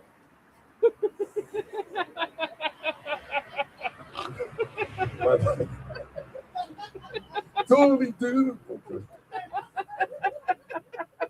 All right, here's another one. What's white in 12 inches? Nothing. Yeah, the Irish curse. I'm glad you guys have a sense of humor and shit. PC bullshit like I care. For real. Shit. It's been a fun night and all that. How much time do I have, sir? I got 2 minutes left. Good. I'll tell y'all some fucked up. I got 2 minutes. Damn, I'm good. Shit. Last time I did like 3 because I was tired. Not but for real though. Slowly but surely getting back into doing this shit. You might see me at Taurus. What's your name, young lady? Camila. Yeah, okay, I got it. See, I said it right. Camila, you're sitting next to the Slovakian honey, and I'm sure your name is Inga, or whatever your name is. I'll just call you Jennifer. And your husband, he's a funny dude. I like him. He's cool. You got my man right here, Negan. There you go, right here. He said he has that Alabama look in his eye. He's like, you're lucky I got a sense of humor, boy. No, y'all lucky I got a sense of humor. Yeah, hey, y'all do know that Florida is open carry now. Yeah. Flamethrowers. They're gonna be upset when we do this. Straight up. Black Panthers. And don't worry, Kevin, you can join my man right here. Yeah, I know what that shirt is for though, for the insurrection and all that shit. I know. Because I'm a veteran, that shit pissed me off, man. For real, because that was the Blue Lives Matter crowd. I guess the Blue Lives didn't matter that day, because whatever. But I'm not gonna talk all this political shit and all that. Yes, school teacher. Yeah, for real. Come on now. So she gets high because I understand them kids nowadays are bad. I should know. I grew up in the 1980s. Our school teachers did not look like you. They looked like Sylvester Stallone with curly hair from Rambo. Seriously, man, for real. Disgusting. But anyway, I was going to say some things about Charlie Kirk, but I don't know, because I think Negan is a fan of Charlie Kirk and all that shit. I'm just glad that he's not. Okay, look, I'm sorry to say this. We had a black astronaut pilot dude, Lando Calrissian, fly 3 white people to the moon, like Christopher Walken would say, to the moon, for real.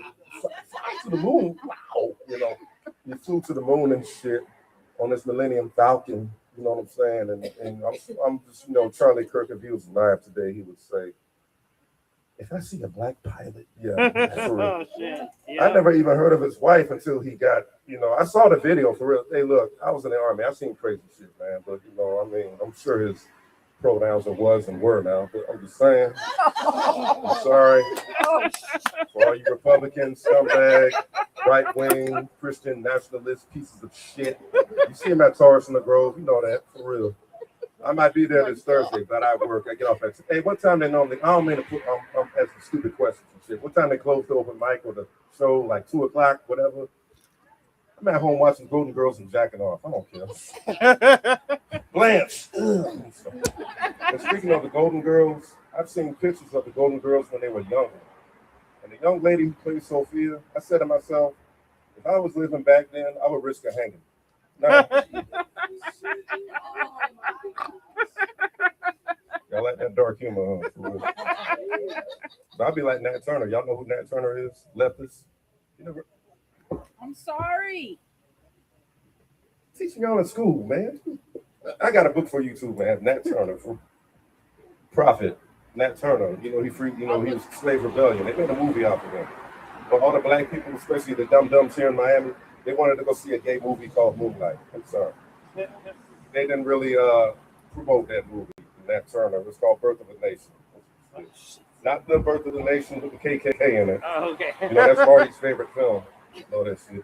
Marty, you know, I know you've been doing comedy for a long time, but, you know, I really appreciate you, man. Thank you for sending me the text messages, and stop sending me text messages of your feet and your penis, because I'm laughing, and I send it to my friends and be like, who's this old white guy with this little stubby dick looking like a Ninja Turtle? I mean, for real. If Marty was a Ninja Turtle, he'd be called Retardo. I'm just playing. Anyway, I'm sorry. 10 flips now. I'm sorry. But for real, I'm sorry, it ain't making no sense. I think I passed my 2-minute mark, man. For real. Okay, I'll keep going. Shit. What time y'all close? Hey, was he in the band? No. Was he what? In the band. Because he kind of looks like Vinnie Vincent on syphilis. I'm sorry. I like it loud. Yeah, for real.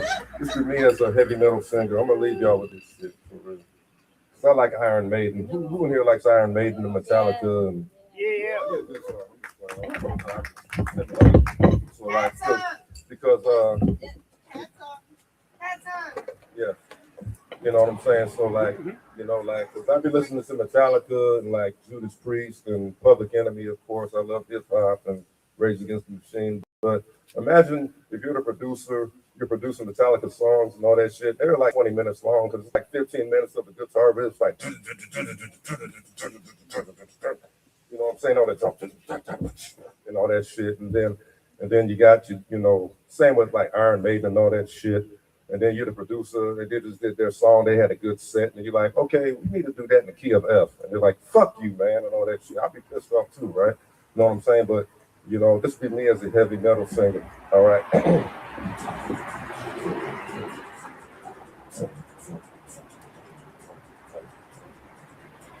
I like my pussy!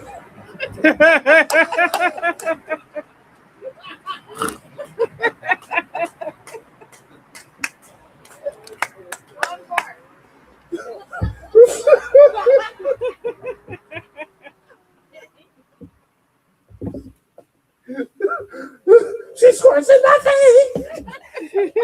I like to look her ass. And I come on her back. This is my painkiller. All right, look, that's enough, all right? Good night, everybody. I'm sorry. I do like white pussy, though. I mean, for real. I think I'm going to give me some like white pussy tonight. All right, y'all get them for Marty and his Life Alert. Everybody say happy birthday to Marty.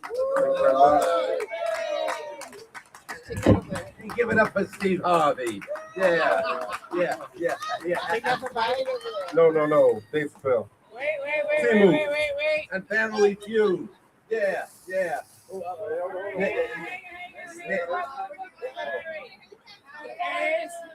Happy birthday to you.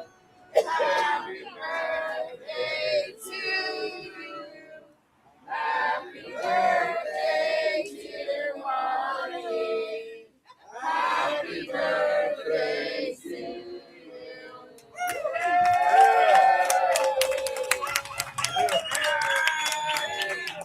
Thank you. Yeah, come on up. And listen, next show, It's going to be in May, 2nd and 4th, right? Yes. Yeah, because we have that. No, well, something like that. The 2nd and 4th week, yes. Saturday, yeah. Yes. The Second and Saturday and fourth Saturday of the which is month. going to be May 9th and May 23rd. Yes. Because we have the Coconut Grove Comedy Festival, right? Yes. That's on that Friday and Saturday. So that'll be the 23rd and 24th. No, the 24th and 25th. The 24th of April. And I'll be performing there. I'll be performing there. Yeah. And I'll also be telling comedy. That's right. That's another cum joke. Well, let me tell you guys, I didn't tell you this, but I recently started seeing someone. Yeah. A therapist. Yeah. And he said, Marty, you have to go out there and you have to confront your demons. Confront your demons. So I want to thank all of you for coming out here tonight. You scared the shit out of me. Yeah. And let me tell you, and thanks to all of you who stayed to hear all the comics. You're really imbued with the spirit of Jesus. So with that, I want you to take the hands of someone real close to you, and you sing after me. Let there be peace on earth, and let it begin with me. Let there be peace on earth, the peace that was meant to be. Not a church crowd here tonight. Yeah, well, listen. They're like Iron Maiden. Yeah. Through the streets, Metallica. Well, let me end. I'll tell you. Slayer. All I can say is, I love you, you love me. We're a happy family, so follow me to my car, and you will see a shooting star. I want to tell you, I'm in my 20s and I can go tomorrow. I can go tomorrow. Yeah. And tell you, you're supposed to say, Marty, please don't go, don't go, don't go. But I'll tell you. Go to Davy? I'm going to Hialeah. But I'll tell you, I hope one of you here had the foresight and the precognition and the clairvoyance. Big words for a GED crowd, right? The video I said. It's on Facebook and I'll tell Instagram. ya. No, Facebook and YouTube. And I'll tell you, because if I go tomorrow, this set will be worth a shitload of money. Look at Betty White, 99, famous stand-up comic. Took a COVID shot and dropped dead the next day. Well, let me tell you, between us, because what happens here in Gainesville stays in Gainesville. Not a UF crowd here tonight either. Yeah. Well, let me tell you guys, between us, I hope I go tomorrow. No. Just Marty, don't go, don't go. No, Marty. You got a lot to live for, man. I may not go, but I think Rigoberto here is going to come. I'll tell you that. And I hope I go. And you know why I hope I go? You're going to take this line all the way home tonight on the Jersey Turnpike. I hope I go tomorrow, because I'll tell you, I didn't go today. That's right. Guys, that was a shitty joke. So let me tell you. If you think my set is fire, you think it's dope, you think it's lit, you think my comedy is sick, any of you want to follow me, I'm parked right out here in the handicap parking space. I'll tell you. But I'll tell you guys, come on up now. Let's. This is the after party. Come on up. Yeah, come on up. Oh, give it up for our tech guy here too. Yeah, Ricky O.I. Yeah. Woo! Yeah.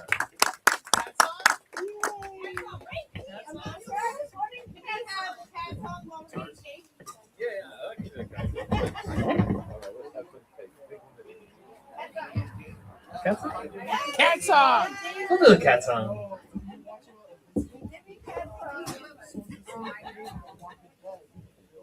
You guys not signing up? You guys not gonna do 5? All right. Oh, thank you.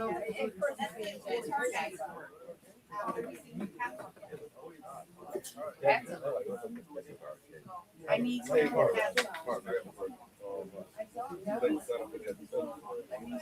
cats.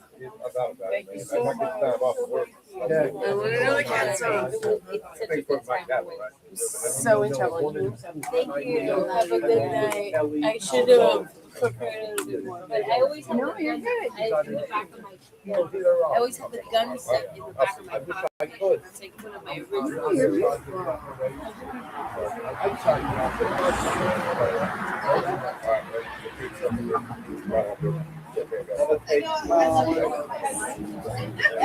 Also, I want to steal it.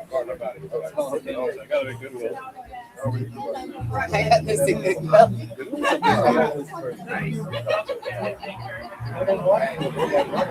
gonna do the cat song. Go. I'll do it next time.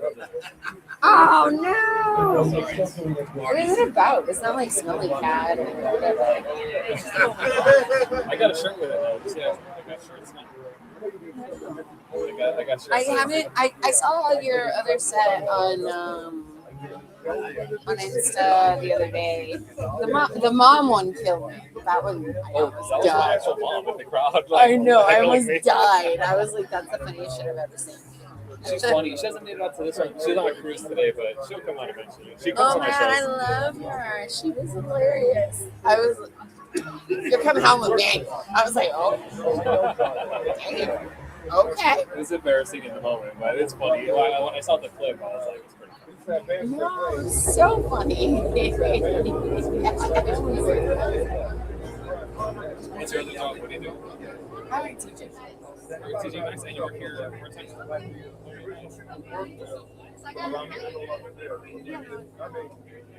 Yeah, no, because I saw that you're shooting like dating. They give you a lot out there, but I'm going to go to Coconut Grove Coffee Festival on Friday on the 24th. I got a long set. They give me like half an hour. So I'm doing a highlight set. That's awesome. That sounds great. Oh, cool. I mean, I'm trying to. No, I love it. I wish I had the balls. Everybody will support you. Everybody will see you. Yeah, that's the That's a little insane. I'm not that funny.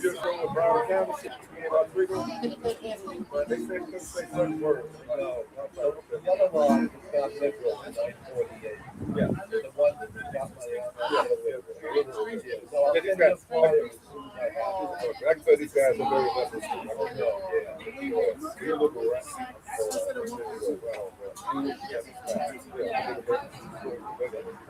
What about Oakland with the state rep?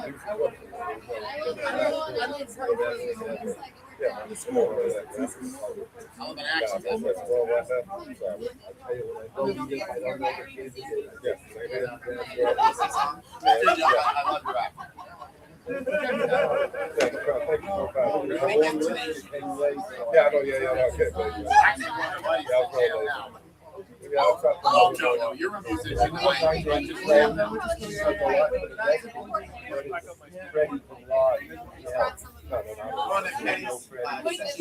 I'm not an outdoor freemason.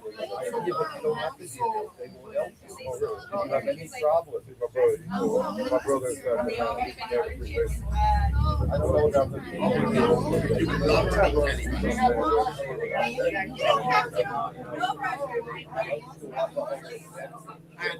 he tells me to go fool Off really good stuff. They will try to help.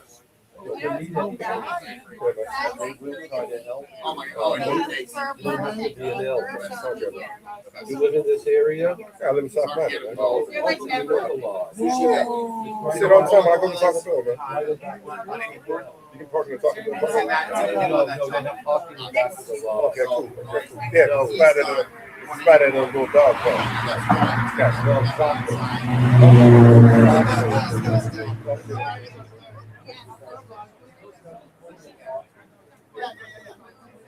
We get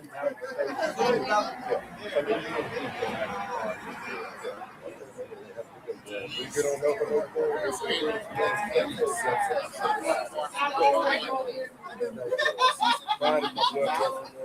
it's controlled. I take this in a grill, I take water pills. I take my vitamins every day. I take fish oil. You know, I exercise my shoulder. But I exercise, you know, but I've been doing physical therapy too. I go to a good place in South Miami. I love your taking up No.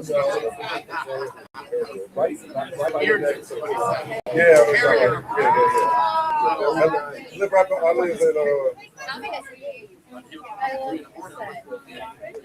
I've been working on my friend Jenny was the one who invited me. I was